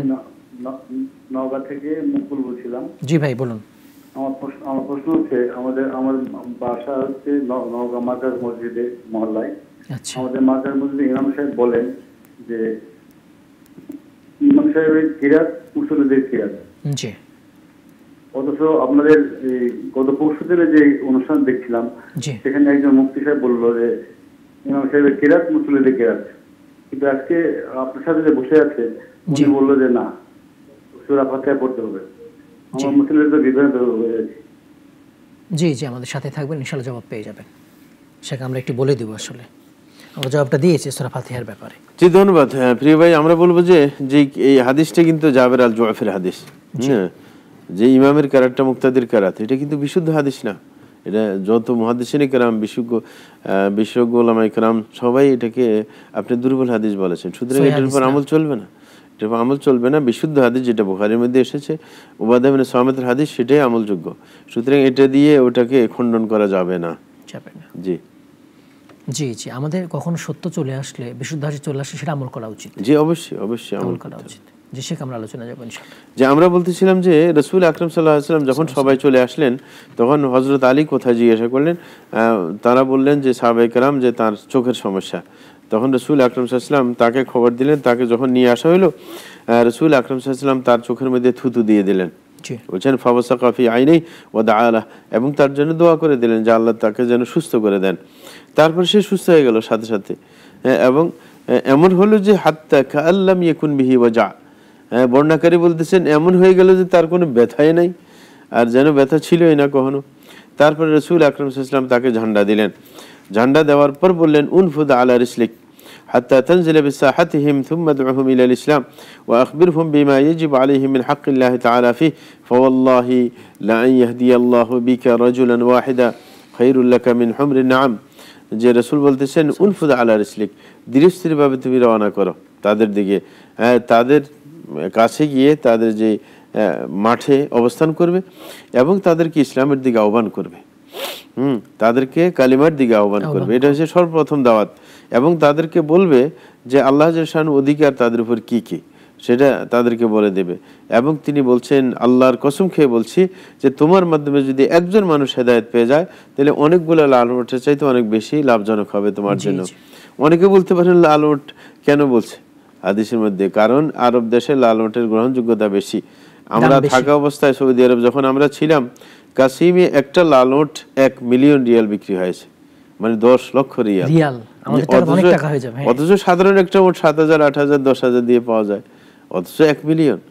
সুতরাং এগুলোর দাম বেশি, আরবরা এগুলো পছন্দ করে বেশি, এই জন্য বিরল এগুলো আসলে কম। জি জি, এগুলো কমই পাওয়া যায়। জি প্রিয় ভাইরা, আমরা এই কোরআনের আয়াত এবং হাদিস থেকে যা জানতে পারি অনেকগুলো বিষয়। একটা হচ্ছে আমরা জানতে পারি যে আপনার তাওহীদের গুরুত্ব ইসলামের মধ্যে সবচাইতে বেশি, এবং এর পাশাপাশি এটাও জানতে পারি যে শিরকের ভয়াবহতা অনেক বেশি। সুতরাং তাওহীদকে রক্ষা করতে হবে, শিরক থেকে আমাদেরকে বাঁচতে হবে। এরকম ভাবে আমরা জানতে পেরেছি যে তাওহীদের দাওয়াতই সর্বপ্রথম দাওয়াত হওয়া উচিত। যেরকম ভাবে রাসূল আকরাম সাল্লাল্লাহু আলাইহি ওয়াসাল্লাম হযরত মুআজ রাদিয়াল্লাহু আনহুকে বলেছিলেন যে তোমার প্রথম দাওয়াত হবে তাওহীদের দাওয়াত। এবং আমরা ধারাবাহিকতা জানতে পেরেছি যে ধারাবাহিকভাবে তাওহীদের দাওয়াতের পরে সালাতের দাওয়াত, যেটা পরবর্তীতে প্রাত্যহিক পড়তে হয়, তারপরে যাকাতের দাওয়াত। তাহলে একটা ধারাবাহিকতা রক্ষা করতে হবে, কারণ সালাত তো সবার জন্য, ঈমান তো সবার জন্য, এই জন্য সেগুলোর দাওয়াত আগে আসবে। এবং এরকম ভাবে আপনার একজন ব্যক্তি, আগের হাদিস থেকে আমরা এটাও জানতে পেরেছি যে একজন ব্যক্তি আলেম যিনি হন তার দায়িত্ব হচ্ছে যে মানুষের কি সন্দেহের ক্ষেত্র আছে সেটাকে সুস্পষ্ট করে দেওয়া। সে যদি নাও জিজ্ঞাসা করে, রাসূল আকরাম সাল্লাল্লাহু আলাইহি ওয়াসাল্লামের কাছে জিজ্ঞাসার প্রয়োজন ছিল যে কি দাওয়াত দিবেন মুআজ রাদিয়াল্লাহু আনহু, কিন্তু তিনি নিজ থেকে বলে দিলেন। এই কারণে জ্ঞানের দায়িত্ব যদি কোনো প্রশ্নকর্তা সঠিকভাবে প্রশ্ন না করে সঠিক প্রশ্নের উত্তরটা দিয়ে দেওয়া, যে তার কোনোটা গ্যাপ পড়ে গেলে, এটা একটা নিয়ম প্রশ্ন করার আগেই। জি, এরকম ভাবে আপনার কারোর যাকাত নেওয়ার ক্ষেত্রে সর্বোৎকৃষ্ট সম্পদ নেওয়া যাবে না, কারণ সেটা ওই ব্যক্তির প্রতি জুলুম হয়ে যাবে। এবং এখানে আমরা বুঝতে পেরেছি যে সব সময় আমরা অন্যের উপর জুলুম করবে না, খেয়াল করবে যে মাজলুমের বদদোয়া কখনো মিস যায় না। এই কারণে আমরা কারোর প্রতি জুলুম করতে যাব না। জি, এইভাবে এই হাদিস থেকে আমরা জানতে পেরেছি হযরত আলী রাদিয়াল্লাহু আনহু ফজিলত, যে সবাইকে বলছিলেন যে আগামীকাল এমন ব্যক্তিকে আমি ঝান্ডা দিব যাকে আল্লাহ আল্লাহ রাসূল ভালোবাসেন। তাইলে হযরত আলী রাদিয়াল্লাহু আনহুকে আল্লাহ আল্লাহ রাসূল ভালোবাসেন, এটা আমরা পেয়ে গেছি। এবং রাসূল আকরাম সাল্লাল্লাহু আলাইহি ওয়াসাল্লামের আপনার মুজিজাও এখানে আমরা দেখতে পাই যে রাসূল আকরাম সাল্লাল্লাহু আলাইহি ওয়াসাল্লাম থুতু দিয়ে দিলেন, সাথে সাথে ভালো হয়ে গেল, চোখটা ভালো হয়ে গেল। তো এইভাবে এবং সাহাবায়ে কেরামের ফজিলত জানতে পারি এই হাদিস থেকে, কারণ সাহাবায়ে কেরাম যখন এই কথা শুনলেন যে আগামীকাল এমন ব্যক্তিকে ঝান্ডা দেওয়া হবে যাকে আল্লাহ রাসূল ভালোবাসেন, সবাই কিন্তু পেরেশান হয়ে গেছে কিভাবে ঝান্ডাটা তার হাতে আসে, সে যেন পেয়ে যায়। তাইলে সবাই কল্যাণকামী, কল্যাণের দিকে সবাই ধাবিত। এরকম ভাবে তাকদীরের প্রতি ঈমান আপনার আনতে হবে। আর বিশেষ করে ইসলামের দিকে দাওয়াতটা হচ্ছে সর্বপ্রথম। অনেকে মনে করেন যুদ্ধটা ইসলামের প্রথম, না, ইসলামের মধ্যে দাওয়াতটা হচ্ছে আসল। দাওয়াতের ক্ষেত্রে বাধা আসলে তখন যুদ্ধ আসে। অনেকে মনে করে ইসলাম হচ্ছে জঙ্গিবাদী, না না, সন্ত্রাসবাদ ইসলাম না, এরকম না, বরং দাওয়াতটা হচ্ছে মেইন। যতক্ষণ পর্যন্ত দাওয়াতের ক্ষেত্রে আপনার ঝামেলা সৃষ্টি না হবে ততক্ষণ পর্যন্ত আপনার যুদ্ধের ব্যাপার নেই। আরেকটা হচ্ছে আপনার আল্লাহর অধিকার আমাদেরকে জানতে হবে। যে আল্লাহর অধিকার আমাদের উপর কি কি সেটা আমাদের জানতে হবে। আরেকটা হচ্ছে যে ফতুয়া দেওয়ার সময় কসম খাওয়া জায়েজ, যেমন রাসূলুল্লাহ সাল্লাল্লাহু আলাইহি ওয়াসাল্লাম হযরত আলীকে কসম খেয়ে বলছেন হ্যাঁ লাভের কথা, তাইলে কসম খাওয়া জায়েজ, মানে এটা দৃঢ়তার জন্য। জি আমরা কিছু ফোন নেব ইনশাআল্লাহ। জি আসসালামু আলাইকুম, দর্শক কে বলছেন, কোথায় বলছেন, প্রশ্ন করবেন। ওয়া আলাইকুম সালাম, আমি মামুন রেজা বলছি নওগাঁ থেকে। জি ভাই। আমার চারটি প্রশ্ন। এক নম্বর হলো যে এখন তো আমার বয়স 54 বছর। হ্যাঁ। তো পূর্বে তো বহু নামাজ রোজা মিথ্যা কথা বলা বা গুনাহ করেছি অনেক দিন। টেলিভিশন ভলিউম কমিয়ে নেবেন। সেগুলো থেকে মাফ পাওয়ার জন্য আল্লাহর কাছে বুঝতে পেরেছি আমল করলে। পরের প্রশ্ন। জি পরের প্রশ্ন। আর 2 নম্বর হলো যে নারীদের পর্দা সম্পর্কে বলছি। আসলে নারীদের পর্দার বিধানটা কি? কপাল থেকে টুকনি পর্যন্ত খোলা রাখা যাবে কিনা, আর হাতের কবজি পর্যন্ত খোলা রাখা যাবে না। এটা যদি পারমিশন হচ্ছে এখন, কিন্তু এখন দেখা যাচ্ছে যে সব নারীরাই এই মুখমণ্ডল খোলা রাখছে এবং হাতের কবজি খোলা রাখছে। বুঝতে পেরেছি, পরের প্রশ্ন করবেন। আসলে বিধানটা কি? আর 2 নম্বর হলো যে আফতারগুলো সকালের এবং সন্ধ্যার আফতারগুলোর সঠিক সময় কোনটা? আর তালিম করা কি আসলে জরুরি কিনা? তাবলীগের লোকেরা তালিম নিয়ে বসে এবং বলে যে ইমান ও আমলের মেহনত সম্পর্কে অনেক হবে, আপনারা বসেন তালিম করেন। তালিম করলে বুঝতে পেরেছি আমাদের সাথে থাকবেন, ইনশাআল্লাহ জবাব পেয়ে যাবেন। ওয়া আলাইকুম সালাম ওয়া রাহমাতুল্লাহ। আসসালামু আলাইকুম, দর্শক কে বলছেন, কোথায় বলছেন, প্রশ্ন করবেন। আপনার স্যার আমি আপনার অধীনস্থ যে বাড়ি আছে কর্মকর্তা, ওনার অনুমতি সাপেক্ষে আবার করছি। জি অবশ্যই। জি স্যার, প্রথম প্রশ্ন হচ্ছে গোসলের 3টি ফরজ আমার কাছে জানা যতটুকু আর কি, কুলি করা, মুখমণ্ডল ধোয়া আর সমস্ত শরীর ধোয়া। কিন্তু আমার সাহেবের কাছে স্যারের কাছে একটা জিনিস জানতে চাই, আমার ওটি মনে করে গোসলের পরে, তখন করলে ওটা ফরজ আদায় হবে কিনা, 1 নম্বর। আর 2 নম্বর প্রশ্ন হচ্ছে সাহেবের আগে বলছিলেন যে 4টে প্রশ্নের উত্তর তারা যাতেই দিবে না, একটা বললেন উনি যে সম্পদের হিসাব ব্যয় এবং আয়, কিন্তু আর 3টি তো বলবেন। আর 3 নম্বর প্রশ্ন হচ্ছে যে বিষয় ভিত্তি করে তখন মনে ছিল না, আমরা অনেক সময় কালেমা শাহাদাত ওই লাশ নিয়ে খাট দিতে যাওয়ার সময় পড়তে এটা সুন্নাহ কিনা। আর লাস্ট প্রশ্ন হচ্ছে আমরা একজন আমাদের ছেলেদেরকে ডাক্তার বানাচ্ছি, মানুষের সেবা করতেছে, আর্কিটেক্টরা সেবা করছে ইত্যাদি ইত্যাদি, কিন্তু তারা এই ধর্মের কাজে নাই। আসলে তাদের ওই উপকারগুলি কোনো কাজে লাগবে কিনা, কথাটা বুঝতে পারছেন? আপনার কালেমা শাহাদাতের কি প্রশ্ন ছিল? কালেমা শাহাদাতের খাটি নিয়ে লাশ নিয়ে যাওয়ার সময় রাস্তা দিয়ে পড়তে যায়। ও আচ্ছা, লাশ নিয়ে যাওয়ার সময়। বুঝতে পেরেছি। জি আমাদের সাথে থাকবেন, ইনশাআল্লাহ জবাব পেয়ে যাবেন। আসসালামু আলাইকুম, দর্শক কে বলছেন, কোথায় বলছেন, প্রশ্ন করবেন। আসসালামু আলাইকুম, আমি খুলনা থেকে বলছি। ওয়া আলাইকুম আসসালাম ওয়া রাহমাতুল্লাহ। জি বলুন। আমি আপনারা ভালো আছেন? আমি কিন্তু নিয়মিত আপনাদের একজন দর্শক। আলহামদুলিল্লাহ আমরা ভালো আছি, আপনি ভালো আছেন? জাযাকুমুল্লাহ খাইর। আলহামদুলিল্লাহ। জি বলুন। হুজুর আমার আজকে 3টা প্রশ্ন। প্রথম প্রশ্ন হচ্ছে বলুন। তাশাহুদ যখন পড়ব তখন চোখের দৃষ্টি কি শাহাদাত আঙ্গুলের দিকে, মানে আঙ্গুলটা যে উঁচু করে রাখি আঙ্গুলের দিকে থাকবে নাকি সিজদার দিকেই থাকবে? জি। দ্বিতীয় প্রশ্ন হচ্ছে 4 রাকাত বিশিষ্ট নামাজে 2 রাকাত শেষ করে পরের 2 রাকাত যখন শুরু করব তখন কি আবারও খানা পড়ে তারপরে সূরা ফাতিহা পড়ব নাকি একবারেই বিসমিল্লাহর সাথে সূরা ফাতিহা পড়ব? আর তৃতীয় প্রশ্ন হচ্ছে অনেকেরই ধারণা যে আহলে হাদিসের অনুসারী দ্বারা এই মসজিদে তো যাওয়া যাবেই না, এমনকি ওই বাড়িতে তালিমেও যাওয়া যাবে না।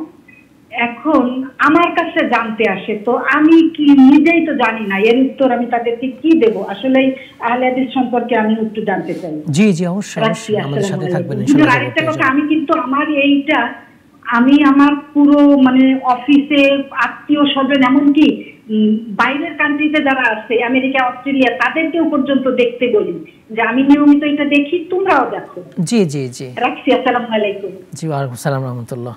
আসসালামু আলাইকুম, দর্শক কে বলছেন, কোথায় বলছেন, প্রশ্ন করবেন। জি উত্তরা থেকে বলছি আমি আব্দুল শহীদ খান। আর ইমামের পিছনে আমরা যে নামাজ পড়ি, অনেক মুক্তাদিরা আছে রাসূল যেভাবে নামাজ পড়তে বলছেন সেভাবে আমরা পড়ি না। রুকু সিজদা আমাদের ঠিক মতো হয় না। অনেকে হাত পিছিয়ে দেয়, কিন্তু হাতে তো তারা পিছিয়ে দিতে হবে, কিন্তু পুরো হাত পিছিয়ে দেয় পুকুরের মতো। এই যে বিভিন্ন রকমের নামাজ পড়তে গেলে আমাদের তো দৃষ্টি আসে বা কোথায় কি, এই জন্য আমরা ক্ষতিগ্রস্ত হবো কিনা। আমরা তো রাসূলের নামাজ পড়ার জন্য অনেক চেষ্টা করি এবং চেষ্টা চালিয়ে যাচ্ছি। আর রাসূলের নামাজ যদি আমাদের নাই হয়, আমরা অনেক ক্ষতিগ্রস্ত হয়ে যাব। বুঝতে পেরেছি। আমাদের সাথে থাকবেন, ইনশাআল্লাহ জবাব পেয়ে যাবেন। ইনশাআল্লাহ, অবশ্যই ইনশাআল্লাহ জবাব পেয়ে যাবেন। আমরা সালাত নিয়ে অনেকগুলো পর্ব করেছি, আরও করবো ইনশাআল্লাহ। শেখ, আমার পরের প্রশ্নে যাবো ইনশাআল্লাহ, তারপর আলোচনায় যাবো ইনশাআল্লাহ। উনি বলছেন যে ওনার বয়স 54 বছর, বহু সালাত সিয়াম এগুলো ছুটে গেছে, তার করণীয় কি এখন? জি, ধন্যবাদ প্রিয় ভাইজান। আমরা বলবো যে আপনাকে যখন বয়স বেশি হয়ে গেছে, অনেক অপরাধ করেছেন, অবশ্যই তওবা করে নেবেন। তওবাই হচ্ছে একমাত্র পথ। রাসূল আকরাম সাল্লাল্লাহু আলাইহি ওয়াসাল্লাম বলছেন, আত-তাওবাতু তাজুবু মা কানা ক্বাবলাহা, যে তওবা করলে আগের সমস্ত গুনাহগুলো নিঃশেষ হয়ে যায়। এই কারণে আপনি নিরাশ হয়ে যাবেন না। নিজের অপরাধগুলোর জন্য লজ্জিত হয়ে আল্লাহর কাছে ক্ষমা চাইলে ইনশাআল্লাহ আল্লাহ ক্ষমা করে দিবেন। এবং ঘাটতি পূরণের জন্য বেশি আমল করার চেষ্টা করবেন, নফলের প্রতি এবং সুন্নাহর প্রতি গুরুত্ব বেশি দিবেন, ইনশাআল্লাহ ঘাটতি পূরণ হয়ে যাবে। এবং সিয়ামের কাজাগুলো করবেন নাকি? আর সিয়ামের যেই কাজাগুলো সেটা করতে পারেন, কারণ সিয়াম তো বেশি না। যদি ধারাবাহিকভাবে কাজা করতে পারেন তো ভালো, নতুবা যদি এত বেশি হয়ে যায় যে অনেক বছর হয়ে গেছে, তাইলে কাজা না করে তওবা করে নফল সিয়াম বেশি রাখার চেষ্টা করতে হবে। জি, সে তাওবার পদ্ধতিটা একটু জানিয়ে দিব আসলে। জি, তাওবার পদ্ধতি যেটা, সেটা হচ্ছে 4টা শর্ত পাওয়া যেতে হবে। তার মধ্যে 1 নম্বর শর্ত হচ্ছে প্রথমত কাজটা, যেই হারাম কাজগুলো আপনি করছেন বা নাজায়েজ কাজ করছেন সেটা বন্ধ করে দিতে হবে, সেটা চালু রেখে তাওবা চলবে না।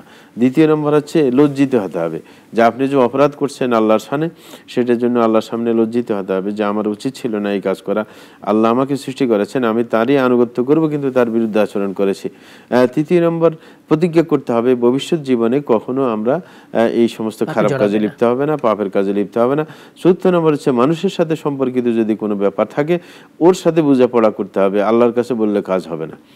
সুতরাং এইগুলো যদি রক্ষা করতে পারি, শর্তগুলা আমাদের খাঁটি তওবা যদি করতে পারি, তাহলে আল্লাহ জাল্লাহু ইনশাআল্লাহ আগের যে খারাপগুলো আছে সেগুলোও সওয়াবে রূপান্তরিত করে দেবেন, যদি তওবাটা যদি খাঁটি করে দিবেন। জি, আসান্তে পরের প্রশ্নে যাব। ওই যে মুখমণ্ডল খুলে রাখা মহিলাদের, হাতের কবজি খুলে রাখা পর্দার ক্ষেত্রে। হ্যাঁ জি, মহিলাদের আমাদের বর্তমান যুগে অনেকে এটাকে হালকা মনে করছেন, যে মহিলাদের চেহারা খোলা রাখে, হাতের কবজি পর্যন্ত খোলা রাখে, এটা আসলেই সঠিক মত নয়। মহিলাদের চেহারা খোলা না রাখা এটা হচ্ছে আসল মত, এবং হাতের কবজি ডেকে ফেলা এটা হচ্ছে আসল মত। কারণ মহিলাদের আসল সৌন্দর্যের জায়গা, মানুষের সৌন্দর্যের জায়গা হচ্ছে চেহারা। কেউ যদি আপনার কারোর মেয়েকে দেখতে যায় বিয়ে শাদী করার জন্য, সে কি পুরো শরীর দেখে? না, সে তো ওই যে হাত এবং চেহারা এগুলাই তো দেখে। সুতরাং একজনকে চেনার জন্য, একজনের প্রতি আকর্ষিত হওয়ার ব্যাপারটা তো এখানে।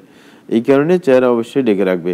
এটা আরো সুন্দর করে বোঝা যায়, রাসূল আকরাম সাল্লাল্লাহু আলাইহি ওয়াসাল্লামের সাথে যখন হযরত আয়েশা হজ করতেছিলেন, তখন উনি বলছিলেন যে আমরা চেহারা খোলা রাখতাম, কিন্তু যখন বেগানা পুরুষ দেখতাম আমরা চেহারা ঢেকে ফেলতাম, এরম অবস্থায়। সুতরাং বোঝা যায় যে চেহারা ঢাকতে হবে, এটা হচ্ছে আসল নিয়ম। জি হাসান, তার একটা প্রশ্নে যাব। ওই যে আজকার, সকাল সন্ধ্যা আজকারের সময়গুলো জানতে চাইছি। জি, চমৎকার একটা প্রশ্ন। সকাল সন্ধ্যার আজকারের সময়, সকালের সময় হচ্ছে আপনার সূর্য উঠার আগে পড়ে ফেলবেন। হ্যাঁ, আপনার পড়ে ফেলার চেষ্টা করবেন, এটা হচ্ছে নিয়ম। যত লাস্টের দিকে পড়া যায় তত ভালো সকালের আজকারগুলা। এমন যদি কেউ সূর্য উঠার আগে না পড়তে পারেন, পরেও পড়তে পারেন, কোনো সমস্যা নেই। কিন্তু সন্ধ্যার যেটা, সেটা সূর্য ডুবার আগে পড়বেন। সূর্য ডুবার আগে পড়ার চেষ্টা করবেন। যদি একান্ত না পারেন মাগরিবের পরেও পড়ে নিতে পারেন, কিন্তু আসল টাইম হচ্ছে সূর্য ডুবার আগে, কারণ সন্ধ্যাটা তখনই হয়ে যায়। আসসালামু আলাইকুম, দর্শক কে বলছেন, কোথায় বলছেন, প্রশ্ন করবেন। আসসালামু আলাইকুম। ওয়া আলাইকুম আসসালাম ওয়া রাহমাতুল্লাহ। হুজুর, আমার দুটো প্রশ্ন। জি হুজুর, আমরা তওবা করি, তওবা করার পদ্ধতি কি? মানে শুধু আস্তাগফিরুল্লাহ বললেই কি তওবা করা হয়ে যাবে, নাকি আরো কিছু পড়তে হবে? জি, সুন্দর। জি, আমাদের সাথে থাকবেন। হুজুর, ওই আসর এবং জোহরের নামাজের ইমামের সাথে কি আমাদের সূরা পড়তে হবে, ফাতিহা? জি, আমাদের সাথেই থাকবেন। আসসালামু আলাইকুম, দর্শক কে বলছেন, কোথায় বলছেন, প্রশ্ন করবেন। শুনতে পাচ্ছেন? ওয়া আলাইকুম আসসালাম ওয়া রাহমাতুল্লাহ, বলুন। আচ্ছা, আমার একটা প্রশ্ন ছিল। যখন আমি ছোট ছিলাম, বয়স যখন আমার 10 বা 11, 12 এরকম ছিল। জি। তখন আমি যে আমার নানা মসজিদ থেকে শুক্রবারে যে টাকাগুলো আনতো, শুক্রবারে বুঝতে পেরেছি ওই যে শুক্রবারে যে মসজিদের যে ইয়েগুলো হয় টাকা, হ্যাঁ বুঝতে পেরেছি, আপনি বলুন, কন্টিনিউ করুন। হ্যাঁ, ওই দেখা গেল ওখান থেকে যখন 10 বা 11, 12 ছিল, বুঝে না বুঝে ওখান থেকে দেখা গেল 5 টাকা 10 টাকা নিয়েছিলাম আমরা। জি জি, বুঝতে পেরেছি। এখন আসলে এটা করণীয়টা কি? সুন্দর। জি, আমাদের সাথে থাকবেন, ইনশাল্লাহ জবাব পেয়ে যাবেন। শেখ, আমাদের আরেকটা প্রশ্ন ছিল যে তালিম জরুরি কিনা, বা মসজিদে অনেকে তালিম করে, বসতে বলে। আমরা একটা ফোনে জবাব দেবো ইনশাল্লাহ। আসসালামু আলাইকুম। দর্শক কে বলছেন, কোথায় বলছেন, প্রশ্ন করবেন। আমি দিনাজপুর থেকে বলছি। জি বলুন। আমার একটা প্রশ্ন। হ্যাঁ, প্রশ্ন হচ্ছে আমার বৌমার প্রসব যন্ত্রণা হচ্ছে।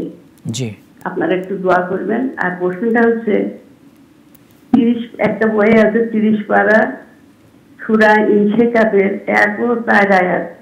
এটা লিখে যদি বাম দিকে বেঁধে দেওয়া যায় তাহলে প্রসব তাড়াতাড়ি হবে এবং হওয়ার সঙ্গে সঙ্গে এটা খুলে ফেলবে, এটা কি জায়েজ?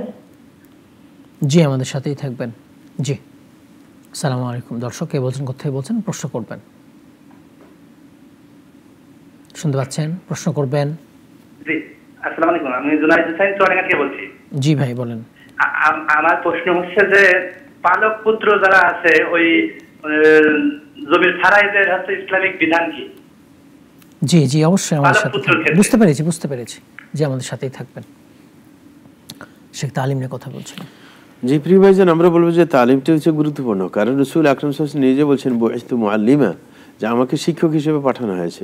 সুতরাং তালিম অনস্বীকার্য, এটা করতেই হবে, কারণ তালিম না দিলে মানুষ কিভাবে বুঝবে? এখানে রাসূল আকরাম সাল্লাল্লাহু আলাইহি ওয়াসাল্লাম তো ওইভাবে, যেমন সালাতের ক্ষেত্রে বলছে সল্লু কামা রাআইতুমুনি উসাল্লি, তোমরা যেইভাবে আমাকে সালাত পড়তে দেখো সেইভাবে সালাত আদায় করবে। কারণ রাসূল সাল্লাল্লাহু আলাইহি ওয়াসাল্লাম তো শিক্ষক হিসেবে এসেছেন, প্রত্যেকটা কাজ সুন্দরভাবে দেখিয়ে দিয়েছেন। এইভাবে নিয়ম, যখন মুসিফি সালাত, যে একজনে সালাত পড়তে পারে নাই, রাসূল আকরাম সাহেবকে বলছে ফাআল্লিমনি, আমাকে শিখিয়ে দেন, তখন রাসূল সাল্লাল্লাহু আলাইহি ওয়াসাল্লাম শিখিয়ে দিয়েছেন।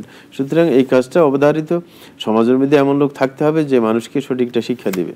জি, যেখানে আমাদের খেয়াল করতে হবে, ওনারা মসজিদ তালিম যারা করেন তাদের সিলেবাস বইগুলো ঝামেলা আছে। জি, আরেকটা ব্যাপার হচ্ছে শিক্ষা দেওয়ার ক্ষেত্রে যিনি সবচাইতে ভালো বিশুদ্ধ শিক্ষা দিতে পারবেন তাকে প্রায়োরিটি দিতে হবে। হযরত ওমর রাদিয়াল্লাহু তাআলার যুগে যখন ইরাকবাসীরা শিক্ষক চেয়েছিলেন, তখন হযরত ওমর ফারুক রাদিয়াল্লাহু তাআলা হযরত ইবনে মাসউদকে পাঠিয়েছেন, এবং তিনি বলছেন যে আমার কাছে ওনার চাইতে শ্রেষ্ঠ আর কেউ নেই।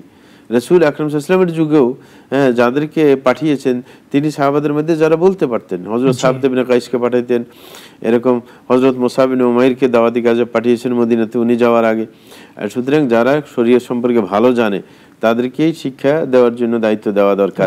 কিন্তু আমাদের দেশে আপনার যারা বলতে পারে না, যাদেরকে বলা শিক্ষা দেওয়া হচ্ছে, ট্রেনিং দেওয়া হচ্ছে এমনি যে বলতে পারার, কিন্তু অথচ জ্ঞান নেই, তাদেরকে দিয়ে আপনার তালিম করানো হয়, এটা সঠিক না। আরেকটা হচ্ছে যেই বই পড়বে, যে বইয়ের মাধ্যমে শিক্ষা দিবে সেটাও কিন্তু খাঁটি হতে হবে। ওটা যদি ভুল হয়, তার মধ্যে ভুল থাকে, যেমন আমাদের দেশে যে নেশাবটা পড়ানো হয় সেটা কিন্তু অনেক ভুলে ভরা। সুতরাং সেটা দিয়ে তালিম দিলে সেখানে অংশগ্রহণ করা যাবে না, সঠিকটাই করতে হবে। আসসালামু আলাইকুম। দর্শক কে বলছেন, কোথায় বলছেন, প্রশ্ন করবেন। জি, আসসালামু আলাইকুম হুজুর। ওয়া আলাইকুম আসসালাম। জি মাসুম ভাই বলেন। মাসুম কুমিল্লা ধর্মপুর থেকে। জি বলুন। প্রশ্নটি কোরআন থেকে সূরা বনী ইসরাঈল আয়াত 32 অধ্যায় 17। এতে কোরআন বলছে যে তোমরা জিনা ব্যভিচারের কাছে যেও না, কেননা জিনা হচ্ছে মন্দ কাজের মন্দ সূচনা। এই আয়াতটি যে সূরা বনী ইসরাঈলের 32 নম্বর আয়াতে জিনা বলতে কি বলেছে বুঝাইছে যে কোরআন কি বলতেছে। আর দ্বিতীয় প্রশ্নটি হলো নিজামুদ্দিন আউলিয়া 101টা খুন করে তিনি ওলি হয়ে গেছেন। নিজামুদ্দিন আউলিয়া এই ব্যাপারে ইসলাম কি বলে? জি, আমাদের সাথেই থাকবেন, ইনশাআল্লাহ জবাব পেয়ে যাবেন। সেখানে আমাদের আরেকটা প্রশ্ন, গোসলের ফরজ সম্পর্কে জিজ্ঞেস করেছিলেন। গোসলের ফরজ। জি ধন্যবাদ প্রিয় ভাইজান। আমরা বলবো যে গোসলের ফরজ মানে যখন গোসল করতে যাবেন, ফরজ গোসল, তখন গোসলের ফরজ হচ্ছে একটা হচ্ছে আপনার মৌলিকভাবে পুরো শরীরে পানি প্রবাহিত করা, এটা হচ্ছে মৌলিক ফরজ। তার আগে নিয়ত থাকতে হবে, যেটা শর্তের মধ্যে ধরে, কেউ ফরজ ধরে। সুতরাং ওইভাবে নিয়তটা করে নেবেন পরিচ্ছন্নতার, মানে পাক হওয়ার, তারপরে পুরো শরীরে পানি প্রবাহিত করলেই হয়ে যাবে, এটা হচ্ছে ফরজ কাজ। কিন্তু এই আনুষঙ্গিক সুন্নত কাজ হিসেবে করতে গেলে তার আগে প্রথমে আপনার নিজের শরীরের মধ্যে যে ময়লা আছে ইত্যাদি লেগেছে সেগুলো আপনি পরিচ্ছন্ন করে ফেলবেন। তারপরে আপনি উজু করবেন সালাতের উজুর মতো, তারপরে মাথায় পানি দিবেন, ডানে বামে পানি দিবেন, পুরো শরীর ধৌত করবেন, এটা হচ্ছে নিয়ম। তারপরে আপনি দোয়া পড়ে শেষ করে দেবেন। তো সেটা হচ্ছে নিয়ম, হচ্ছে সুন্নাহ নিয়ম। কিন্তু ফরজটা শুধু পুরো শরীর ধৌত করলে নিয়তের সাথে সাথে হয়ে যাবে। আচ্ছা, পরের প্রশ্নে যাব। ওই যে কিয়ামতে 4টা প্রশ্ন করা হবে, সেই 4টা প্রশ্ন কি কি? জি ধন্যবাদ। কিয়ামতের দিন 4টা প্রশ্ন করা হবে সেটা তো হাদিসের মধ্যে এসেছে। রাসূল আকরাম সাল্লাল্লাহু আলাইহি ওয়াসাল্লাম বলছেন, লা তাজুলু কদমা আবদিন হাত্তা ইউসআল আন আরবা। যে কোনো মানুষ কিয়ামতের দিবসে তার পা সামনে এগুতে পারবে না যতক্ষণ পর্যন্ত 4টা প্রশ্নের উত্তর না দিবে। তার মধ্যে প্রথম প্রশ্ন হচ্ছে আন উমরিহি ফিমা আবলাহ, তার জীবনটা, তার বয়সটা কিভাবে কাটিয়েছে।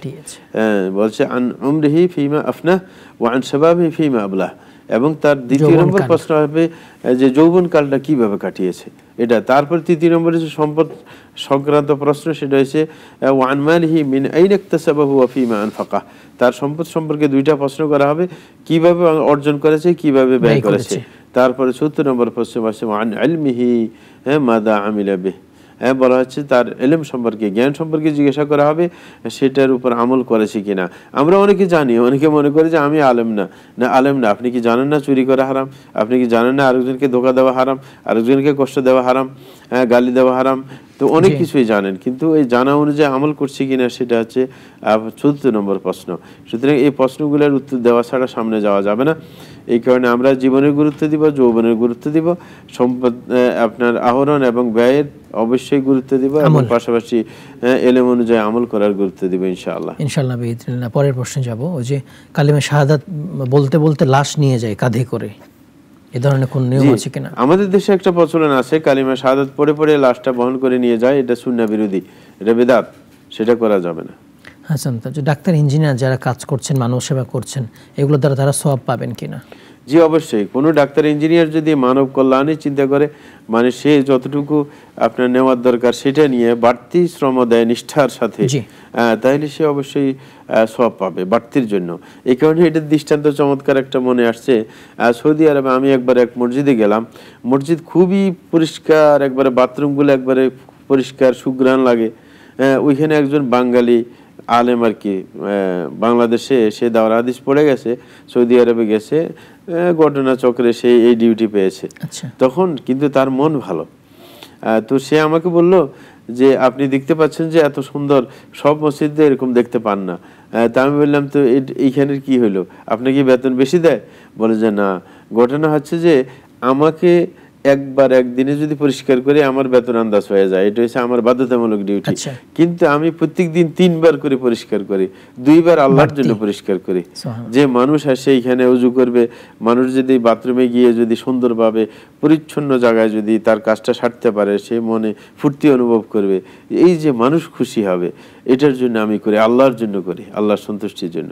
এই কারণে একজন শিক্ষক বেতন নিচ্ছেন, তিনি তার যতটুকু করলে বেতন আন্দাজ হয় সেটা তার দায়িত্ব, কিন্তু বাকি যদি নিষ্ঠার সাথে, ছাত্রদের প্রতি আন্তরিকতার সাথে আরো বেশি শিক্ষা দেন, তাহলে ওটার সওয়াব পেয়ে যাবেন।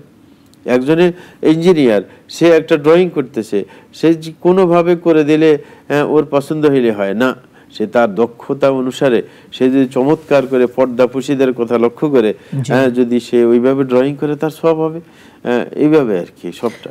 জি জি, আমরা উল্টোটা দেখে আসলে বেশি নিয়ে থাকে। জি, আমরা পরের প্রশ্নে যাব ইনশাআল্লাহ। তাশাহুদের সময় দৃষ্টি কোথায় থাকবে? জি, তাশাহুদের সময় দৃষ্টি থাকবে আঙ্গুলের দিকে, আঙ্গুল উঁচিয়ে রাখা হবে অথবা নাড়ানো হবে, তখন সেই দিকে দৃষ্টি থাকবে। জি শেখ, আমরা একটা বিষয় চাই, যদি কখনো একজন আলেম এটা বলছে, একজন আলেম এটা বলছে, সেক্ষেত্রে জনগণ কিভাবে এটা তৈরি করবে, ফায়সালা নেবে তারা? জি, চমৎকার কথা। এরকম প্রশ্ন সবসময় আমাদের কাছে আসে যে আমাদের বর্তমানে দেখা যায় যে একজন আলেম এক ফতোয়া দেয়, আরেকজন আরেক ফতোয়া দেয়, জনগণ কিন্তু বিভ্রান্তিতে পড়ে যে কিভাবে সিদ্ধান্ত নেবে কিভাবে। আমরা বলবো যে প্রিয় ভাইরা, আসলে প্রত্যেক মানুষকে আল্লাহ তাআলা বিবেক দিয়েছেন, আল্লাহ জাল্লাহু বিবেক দিয়েছেন, সুতরাং সেই বিবেককে কাজে লাগাতে হবে। আপনি যখন একটা পলিসি প্রথমে খেয়াল রাখবেন যে খারাপটা থেকে বাঁচার জন্য, আলেমদের উল্টা ফতোয়া থেকে বাঁচার জন্য, সেটা হচ্ছে প্রশ্নটা আপনি সুন্দরভাবে করবেন। আরব দেশে আমরা দেখেছি একজন মুফতি সাহেবকে মানুষে জিজ্ঞাসা করে যে কোরআন হাদিস এই ব্যাপারে কি বলে। আল্লাহ রাসূল কি বলেছেন তখন কিন্তু তার কথা বলার অন্য সুযোগ থাকে না। ডাইরেক্ট কোরআন বলতে হবে, হাদিস বলতে হবে, না হলে এর বিপরীত বললে তো মানবে না। এবং সে নিজেও যখন এই প্রশ্ন করে, আলেম নিজেও বুঝে যে আমি অন্য কথা বললে, যে অমুক আলেম এটা বলছে, এইগুলো বললে সে শুনবে না। এই কারণে অনেক ঝামেলা কেটে যায়। তারপরেও কোনো আলেম যদি বলে কোরআন এটা বলে, হাদিসে এটা বলে, আবার অন্য আলেমও দেখেন যে এটার বিপরীতটা বলছে যে কোরআনে বলে, হাদিসে বলে, তখন আপনি বর্তমানে তো কোরআন হাদিস বাংলাতে পাওয়া যায়, আপনি কোরআন হাদিসের রেফারেন্স ধরে আপনি সেখানে পড়ে দেখবেন যে আসলে কারটা কথা ঠিক, কার কথাটা ঠিক, এবং হাদিস এটা শুদ্ধ না অশুদ্ধ আপনি যাচাই করবেন। ইন্টারনেটে এখন যাচাই করার সুযোগ আছে, বাংলাহাদিস.com আছে, সেখানে আপনি যাচাই করার সুযোগ আছে। সুতরাং আপনার ব্রেনটাকে কাজে লাগাবেন। প্রত্যেকের আল্লাহ ব্রেন দিয়েছেন, এই কারণে যার ব্রেন ঠিক নেই তার উপর বিধানও চলে না, তাকে পাগল বলা হয়। এই কারণে আপনার যখন ব্রেন আছে, এই ব্রেনটাকে কাজে লাগিয়ে আপনি আপনার মতো করে যাচাই করেন। অনেকে মনে করে যে আমি তো আলেম না, আমি কিভাবে দুনিয়ার সব বিষয় খুব যাচাই করেন। জি, আপনি দুনিয়ার সব বিষয় যাচাই করতে পারেন আপনার বিবেক দিয়ে। কোন একজন ব্যক্তি যদি একটা জমি সম্পর্কে বলে যে আপনি এটা নিতে পারেন, যে আমি জমি সম্পর্কে ভালো জানি, তারপরেও আপনার সন্দেহ, আপনি তারপরে আরেকজনকে জিজ্ঞাসা করেন, আরো কাগজপত্র ভালো করে দেখার চেষ্টা করেন। এই কারণে আমরা বলবো যে নিজের যাচাই যদি আপনি সঠিকভাবে করেন, যে কার কথা কোরআন হাদিসের বেশি নিকটবর্তী, এটা নিশ্চিত হয়ে যদি আপনি মানেন, দ্বন্দ্ব এমনি দূর হয়ে যাবে। কেউ বলতে পারেন যে আমার এত সময় কোথায়, যে আমি কি আলেম, আমার কি সময় আছে, আমি এত মশলা কিভাবে জানবো? ভাই, আমরা বলবো যে যেই মশলাগুলো নিয়ে দ্বন্দ্ব, এগুলোর সংখ্যা কম। আপনি লিস্টিবদ্ধ করেন যে একটা মশলা, কোন কোন মশলা দ্বন্দ্ব আছে, একটা একটা করে 1 মাস সময় নিয়ে আপনি পড়েন, জানেন, তারপরে নিশ্চিত হয়ে গেলেন, এই সিদ্ধান্ত নিয়ে নিলেন। আরেকটা ধরেন, এরকম আপনি 50, 60টা, 100টা পাইবেন, যেগুলো আপনি সিদ্ধান্ত নিয়ে নেবেন। কারণ আপনার সংশ্লিষ্ট মশলার উত্তর দরকার, আপনি তো পুরো শরীয়ত জানতে চাইবেন না। আপনার সংশ্লিষ্ট মশলা যেগুলো দ্বন্দ্ব, এগুলো সামান্য। সুতরাং ওটাই আমরা সুন্দর পদ্ধতি বলে দিয়েছি, এগুলো কাজে লাগান, ইনশাআল্লাহ ওনারা পার্থক্য করে ফেলবেন, কাজ হয়ে যাবে। আসসালামু আলাইকুম দর্শক, কে বলছেন, কোথায় বলছেন, প্রশ্ন করবেন। শুনতে পাচ্ছেন? প্রশ্ন করবেন। হ্যাঁ, আসসালামু আলাইকুম। ওয়া আলাইকুম আসসালাম ওয়া রাহমাতুল্লাহ। বলুন। হ্যাঁ, সিরাজগঞ্জ থেকে বলছি। বলুন। আমার প্রশ্নটি হচ্ছে, আমার মামা হচ্ছে আমার নানা যেই দিন হলো অসুস্থ হয়ে গিয়েছিল, সেই দিন সে আমার নানা সব জমি লিখে নিয়েছিল। আচ্ছা। আমার মা এবং খালারা কোনো অংশ পায়নি। আচ্ছা। আচ্ছা, তাহলে তারা আমার সাথে ভালো আচরণ করছে না, তাহলে আমার মামার সাথে কেমন আচরণ করা উচিত, এবং আমাকে একটু বুঝতে পেরেছি সম্পর্কে ধারণা দিবেন। জি, অবশ্যই আমাদের সাথে থাকবেন, ইনশাআল্লাহ জবাব পেয়ে যাবেন। আসসালামু আলাইকুম দর্শক, কে বলছেন, কোথায় বলছেন, প্রশ্ন করবেন। শুনতে পাচ্ছেন? প্রশ্ন করবেন। শুনতে পাচ্ছেন? বলুন। হ্যাঁ, প্রশ্ন করবেন। হ্যাঁ, প্রশ্নটা হইল, হাঁটু, পায়ে বা কোমরে ব্যথার জন্য নামাজ কি চেয়ার ছাড়া, চেয়ার নামাজ পড়া যাবে না? জি, আমাদের সাথেই থাকবেন, ইনশাআল্লাহ জবাব পেয়ে যাবেন। আসসালামু আলাইকুম দর্শক, কে বলছেন, কোথায় বলছেন, প্রশ্ন করবেন। শুনতে পাচ্ছেন? প্রশ্ন করবেন। হ্যাঁ, আসসালামু আলাইকুম। ওয়া আলাইকুম আসসালাম। জি, বলুন, একটু তাড়াতাড়ি বলবেন। হুজুর, আমি বলছি, যখন জানাজার পরে আমরা যখন কবরস্থানে লাশ নিয়ে যাইতেছি, তখন আপনি কিছুক্ষণ আগে বলছেন যে হুজুর কলেমে শাহাদাত পড়লে এটা জায়েজ নাই, তখন আমরা কোন দোয়াটা করব? জি, আমাদের সাথেই থাকবেন। আসসালামু আলাইকুম দর্শক, কে বলছেন, কোথায় বলছেন, প্রশ্ন করবেন। ওয়া আলাইকুম আসসালাম, প্রশ্ন করবেন। বলছিলাম হুজুর, আমার একটা প্রশ্ন হলো, জি হুজুর, ওই যে মানুষের আল্লাহর কাছ থেকে যে নিয়ামতটা পায়, ওই নিয়ামতটা যদি আমি পুরোপুরি পাইও, যদি একটু পিছনে যাই, আল্লাহ নিয়ামতটা কিভাবে আদায় করতে হইব? আর এই যদি নিয়ামতটা নিয়ামত থেকে আমি যদি বঞ্চিত হই, তাহলে আবার কিভাবে আদায় করব? বুঝতে পেরেছি, আমাদের সাথে থাকবেন। জি জি, বুঝতে পেরেছি, আমাদের সাথেই থাকবেন। জি, শেখ, আমার পরের প্রশ্নে যাবো ইনশাল্লাহ। সেটা হচ্ছে, উনি বলছিলেন আহলে হাদিস সম্পর্কে, মসজিদে যাওয়া যাবে না, ওদের কথা শোনা যাবে না। জি, চমৎকার প্রশ্ন। আমরা বলবো যে আহলে হাদিস সম্পর্কে অনেকে জানতে চান যে আহলে হাদিস কারা। জি, আমরা বলবো যে আহলে হাদিস বলে যে তারা কোরআন মানে না, তা না। আহলে হাদিস এই জন্য বলা হয় যে অনেক মানুষ আছে বর্তমান বিশ্বে পাওয়া যায়, যারা কোরআনের পরে হাদিস মানে না। যেমন এদেরকে অনেকে কোরআনই বলে, কিন্তু এটা বলা ঠিক না। এদের আসল নাম হচ্ছে মুনকির হাদিস। তারা হাদিস অস্বীকার করে, এই কারণে আহলে কোরআন বলা বা কোরআনী গ্রুপ বলা এটা ঠিক না, বরং বলবে যে মুনকির হাদিস, তারা হাদিস মানে না। তাহলে বিশ্বের মধ্যে এমন কিছু আছে লোক যারা হাদিস মানে না, এবং কিয়ামত যত ঘনিয়ে আসবে তাদের সংখ্যা বাড়তে থাকবে। তো এই কারণে আল হাদিসরা তাদের এই বিশেষণটা তাদেরকে দিয়েছে, কেউ নিজেও ধারণ করেছে যে তারা সর্বকাজে কোরআনের পরে হাদিসের গুরুত্ব দিয়ে থাকেন, বিশুদ্ধ হাদিসের উপর নির্ভরশীল হয়ে থাকেন। তারা কখনো আপনার কোরআন ছাড়া মানে হাদিসকে অগ্রাহ্য করেন না, যে কারণ হচ্ছে হাদিস হচ্ছে কোরআনের ব্যাখ্যা। সুতরাং কোরআনের ব্যাখ্যা যদি না থাকে তাহলে কোরআন কিভাবে বুঝবেন? এই কারণে আল হাদিসরা শুধু কোরআন এবং সুন্নাহর উপর চলতে চেষ্টা করেন, যেটা রাসূল আকরাম সাল্লাল্লাহু আলাইহি ওয়াসাল্লামের ওসিয়ত। রাসূল বলেছেন, তারাকতু ফীকুম আমরাইন লান তাদিল্লু মা ইন তামাসসাকতুম বিহিমা কিতাবাল্লাহি ওয়া সুন্নতি। আমি তোমাদের মাঝে দুইটা জিনিস রেখে গেলাম, যে দুইটা জিনিস আঁকড়ে ধরলে তোমরা কখনো পথভ্রষ্ট হবে না। একটা হচ্ছে আল্লাহর কোরআন, আর একটা হচ্ছে আমার সুন্নাহ, যেটা হাদিসের মাধ্যমে আমরা সুন্নাহটা পেয়ে যাই। এই কারণে আল হাদিসরা সঠিক পথের উপর আছে। কিন্তু আপনি ব্যক্তি বিশেষে কোনো ভুল ত্রুটি দেখতে পারেন, কারোর ব্যাখ্যা বিশ্লেষণে ভুল হতেই পারে, ব্যক্তি বিশেষে এটা কোনো সমস্যার কিছু নেই। কিন্তু তান্ত্রিকভাবে আপনার তারা সঠিকের উপর আছে, অন্যদের চাইতে তারাই সঠিকের উপর আছে। আমাদের দেশে অনেকজনকে দেখবেন তারা মাসলা মাসাইল বলতে গিয়ে তাদের বড়রা কি বলেছেন সেইগুলো বলে, কিন্তু আল হাদিসের সিস্টেম হচ্ছে তারা সরাসরি কোরআন এবং সুন্নাহ থেকেই তারা আপনার মাসলা মাসাইল নিতে চেষ্টা করে, এবং কোরআনে এটাই বলা হয়েছে ফারুদ্দুহু ইলাল্লাহি ওয়া রাসূল। জি, অবশ্যই আল্লাহ এবং আল্লাহর রাসূলের দিকে ফিরে যেতে হবে ঝামেলা হলে। শেখ আমাদের আরেকটা প্রশ্ন ছিল, ওই বোন বলছিল যে 4 রাকাত সালাতের প্রথম 2 রাকাত পড়ার পরে বৈঠক করার পরে শেষের 2 রাকাতের প্রথম রাকাতে সানা পড়তে হবে কিনা? জি, ধন্যবাদ প্রিয় বোন। আমরা বলবো যে যখন 4 রাকাত একসাথে পড়বেন সালাত, পরের 2 রাকাত পড়ার সময় সানা পড়বেন না, উঠে আপনার ওই যে বিসমিল্লাহ পড়ে সূরা শুরু করে দেবেন, সূরা ফাতিহা। জি, উনি একটা লম্বা প্রশ্ন করেছিলেন যে রাসূলের সালাতের মধ্যে আমাদের সালাত হচ্ছে না, অনেক বিষয়, আমরা কি পরামর্শ দেব? জি, চমৎকার কথা। আমরা বলবো যে প্রিয় ভাই, আপনি যে অনুধাবন করতে পেরেছেন যে রাসূলের সালাতের সাথে আপনার আমার সালাতের মিল নেই, হ্যাঁ, এই কারণে রাসূল কিভাবে সালাত আদায় করেছেন সেই সম্পর্কে জানতে হবে। এই সম্পর্কে বই পাওয়া যায়, রাসূলের সালাত, ইবনে কাইয়িম রাহমাতুল্লাহি আলাইহি সালাতুর রাসূল পাওয়া যায়, আলবানী রাহিমাহুল্লাহর সালাতুর রাসূল পাওয়া যায়, এরকমভাবে আমাদের দেশে গালেব সাহেবের সালাতুর রাসূল পাওয়া যায়। সেগুলো আপনি পড়ে নেবেন। বিশুদ্ধ সালাত শিখতে হবে, কারণ রাসূল আদেশ করেছেন সাল্লু কামা রাআইতুমুনি উসাল্লি, আমাকে যেভাবে পড়তে দেখো ওইভাবে পড়তে হবে, নিজের মন গড়া পড়লে চলবে না। এই কারণে ওই ভাইকে বলবো যে তার এই চেতনা যখন আসছে যে রাসূলের সালাত অনুযায়ী পড়তে হবে। রুকু সিজদা অনেককে দেখেন সেই ভাই বলেছেন যে হাত লেগে ফেলেন, মানে কুকুরের মতো বিছিয়ে দেন না, এইভাবে পশুর মতো আচরণ করা নিষেধ সালাতের মধ্যে, কোনোটাই করা যাবে না। এই কারণে অবশ্যই প্রত্যেকে আমরা সালাতুর রাসূল জানার চেষ্টা করবো ইনশাআল্লাহ, এবং বিশ্বস্ত আলেমের কাছে জিজ্ঞেস করে নেবেন, বই পড়তে না পারলে বিশ্বস্ত আলেম যারা আছেন, যারা সঠিকটা বলেন তাদের কাছে ইনশাআল্লাহ জিজ্ঞাসা করে নেবেন।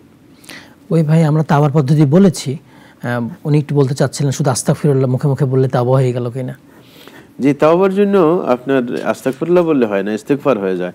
তাওবা হচ্ছে ফিরে আসা, একেবারে সব ছেড়ে টেড়ে দিয়ে, ওই যে ইস্তেগফারটা হচ্ছে সরি বলার মতো, কিন্তু তাওবা হচ্ছে একবারে ফিরে আসা, পুরোপুরি ভাবে একবারে কমিটমেন্ট দিয়ে আল্লাহর সাথে, যে না আমি আর জিন্দেগিতে এই সমস্ত কাজ করব না, লজ্জিত হয়, তখন তাওবা হয়। কিন্তু ইস্তেগফার করলে তাওবা হয় না। যে দুই জিনিস। জি, তাওবার কোনো দোয়া আছে? তাওবার বিশেষ কোনো দোয়া নেই, আমরা সেটা পদ্ধতিগত ব্যাপার। জি জি, আমরা পরের প্রশ্নে যাব। জোহর আসর সালাতের মধ্যে সূরা ফাতিহা পড়া। জি, জোহর আসর সালাতের মধ্যে সূরা ফাতিহা অবশ্যই পড়বেন, এমনকি ইমামের পিছনে থাকা অবস্থায় পড়বেন। ইমাম আবু ইউসুফ এবং মুহাম্মদ রাহিমাহুল্লাহ তারা কিন্তু সিরি নামাজে জোহর আসরের মধ্যে সূরা ফাতিহা পড়ার কথা বলেন ইমামের পিছনে, কিন্তু রাত্রে পড়তে নিষেধ করেন। আর বিশুদ্ধ মত এটা যে সূরা ফাতিহা সকল নামাজে পড়বেন। জি, আচ্ছা, আমরা পরের প্রশ্নে যাব। ওই যে 10-11 বছর বয়সে মসজিদে কিছু টাকা পয়সা নিয়েছে, নানা বাসায় আনতো, এখন করণীয় কি হবে? জি, এইভাবে অনেকে করতে পারেন, মানে ছোট অবস্থায় তো আর শরীয়তের ব্যাপারটা জানা থাকে না, এই কারণে সামনে পেয়েছেন নিয়ে গেছেন। তো এটার জন্য এখন যে ক্ষতিপূরণ যেটা দিতে হবে সেটা হচ্ছে, আপনি তো জানেন কোন মসজিদের টাকা, এটা আপনার বাড়ির পাশেরই মসজিদ হবে, ওই মসজিদে বেশি আকারে দান করে দেবেন। আপনার একটা আন্দাজ আছে কত টাকা নিয়েছেন, এবং ওই সময়ের মুদ্রার মূল্য আর এই সময়ের মূল্য সব হিসাব কিতাব করে ইনশাআল্লাহ বেশি আকারে দিয়ে দিলে মসজিদে দিয়ে দিলে হয়ে যাবে ইনশাআল্লাহ।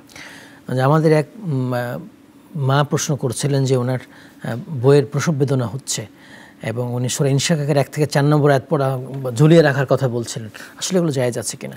জি ধন্যবাদ। আমরা প্রথমত দোয়া করব যেন তার সন্তানটা সহজভাবেই ভূমিষ্ঠ হয়, এই জন্য দোয়া করছি। দ্বিতীয় নম্বর হচ্ছে আপনার যে সূরা ইনশিকাকের যে আয়াতগুলো পড়ার কথা সেটা পড়ে তাবিজ লাগানোর কোনো দরকার নাই। সেটা পড়ে পানিতে দম করে পানিতে ফু দিয়ে ওটা যদি পান করা যায় এবং ছিটিয়ে দেওয়া যায় কাজ হয়ে যাবে। এটার জন্য তাবিজ ঝুলাতে হবে না। জি জি হাসান দা সুন্দর বলেছেন। পরের প্রশ্নে আমরা যাব। পালক পুত্র কি কোনো সম্পদ পায়, জমি যা ওয়ারিস হয়? জি ধন্যবাদ। পালক পুত্র সাধারণভাবে মিরাজ পায় না, কিন্তু পালক পুত্রের জন্য ওসিয়ত করা যায়। সেটা হচ্ছে আপনি মৃত্যুর আগে আপনার পালক পুত্র যদি থাকে তার জন্য 1/3 সম্পদের ওসিয়ত করতে পারেন।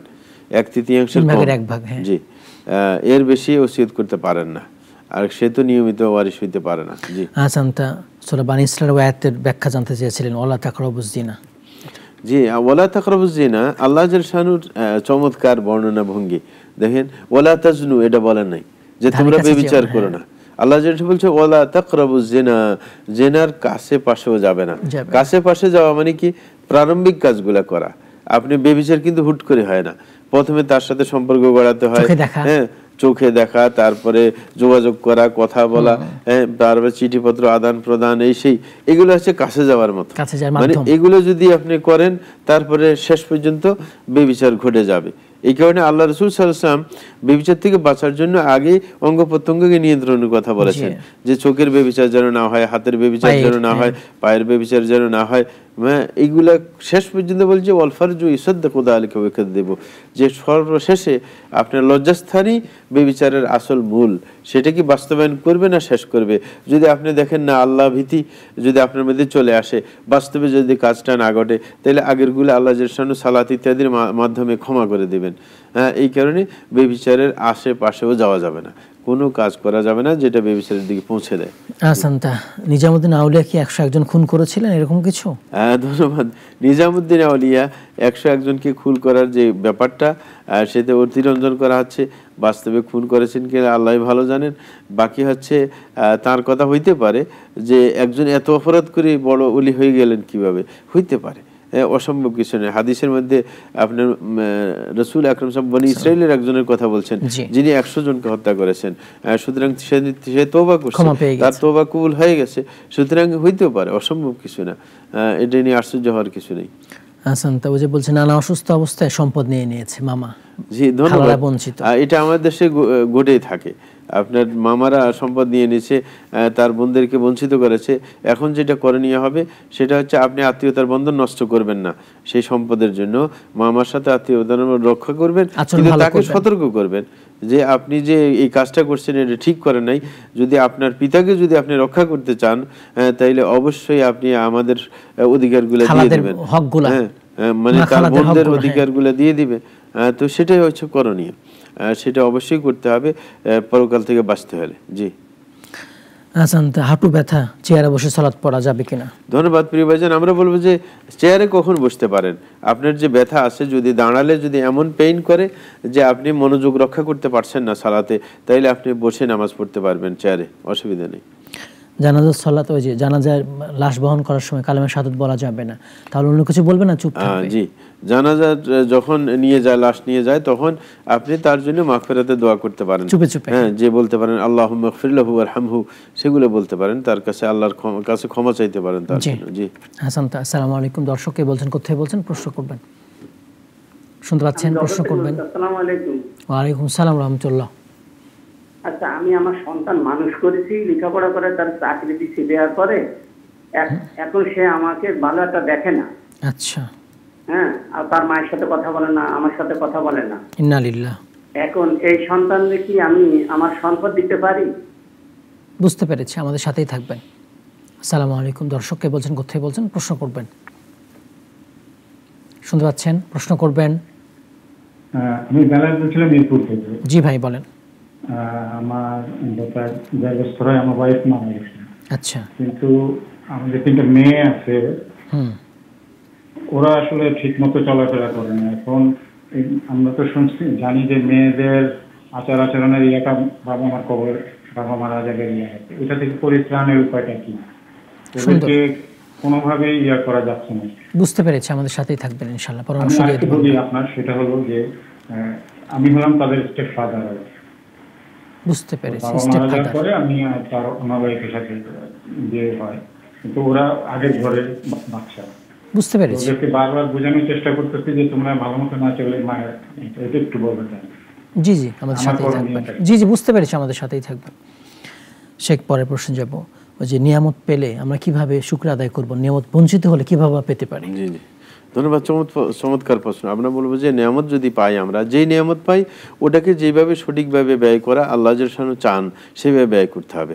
যেমন আমরা যদি সম্পদের নিয়ামত পাই, সম্পদকে আল্লাহর পথে ব্যয় করতে হবে, আল্লাহর দ্বীনকে প্রতিষ্ঠিত করার জন্য ব্যয় করতে হবে, এবং যাদের অধিকার আপনার উপর আছে তাদের অধিকার আদায় করতে হবে। হ্যাঁ, যদি না করা হয় অনেক সময় আল্লাহ ছিনিয়ে নেন।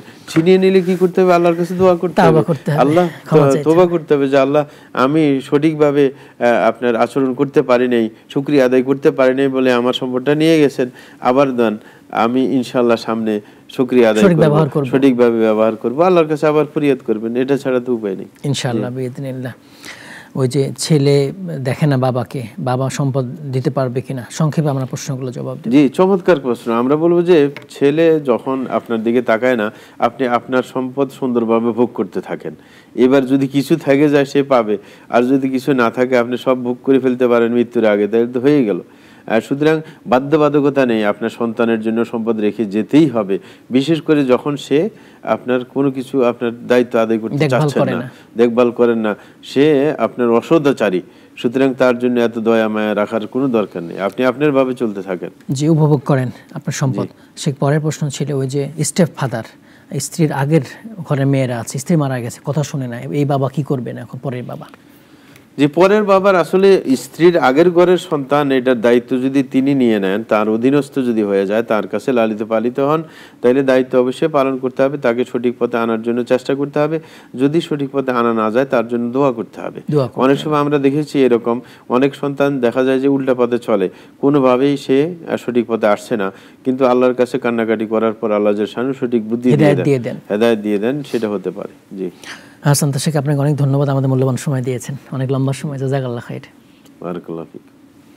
দর্শক, আজ আমরা কথা বলছিলাম জানবো জানাব ইসলাম সমাধান অনুষ্ঠানে, নাগরিক টিভির প্রত্যেকদিন হয়ে থাকে কালিমা শাহাদাতের প্রতি দাওয়াত, এটা নিয়ে আমরা কিতাবুত তাওহীদ থেকে ধারাবাহিক আলোচনা করছি, তাওহীদ নিয়ে ধারাবাহিক আলোচনা করছি, কারণ যাতে করে মানুষ তাওহীদ জানতে পারে, তাওহীদে বিশ্বাস স্থাপন করতে পারে, শিরক থেকে বাঁচতে পারে, কারণ তাওহীদ হচ্ছে জীবনের মূল বিষয়, মুসলমানদের মূল বিষয়। তাই আসুন আমরা তাওহীদ ভালোভাবে জানবো, বিশ্বাস করব, এভাবে জীবন পরিচালিত করব। আমিন। আসসালামু আলাইকুম ওয়া রাহমাতুল্লাহি ওয়া বারাকাতুহু।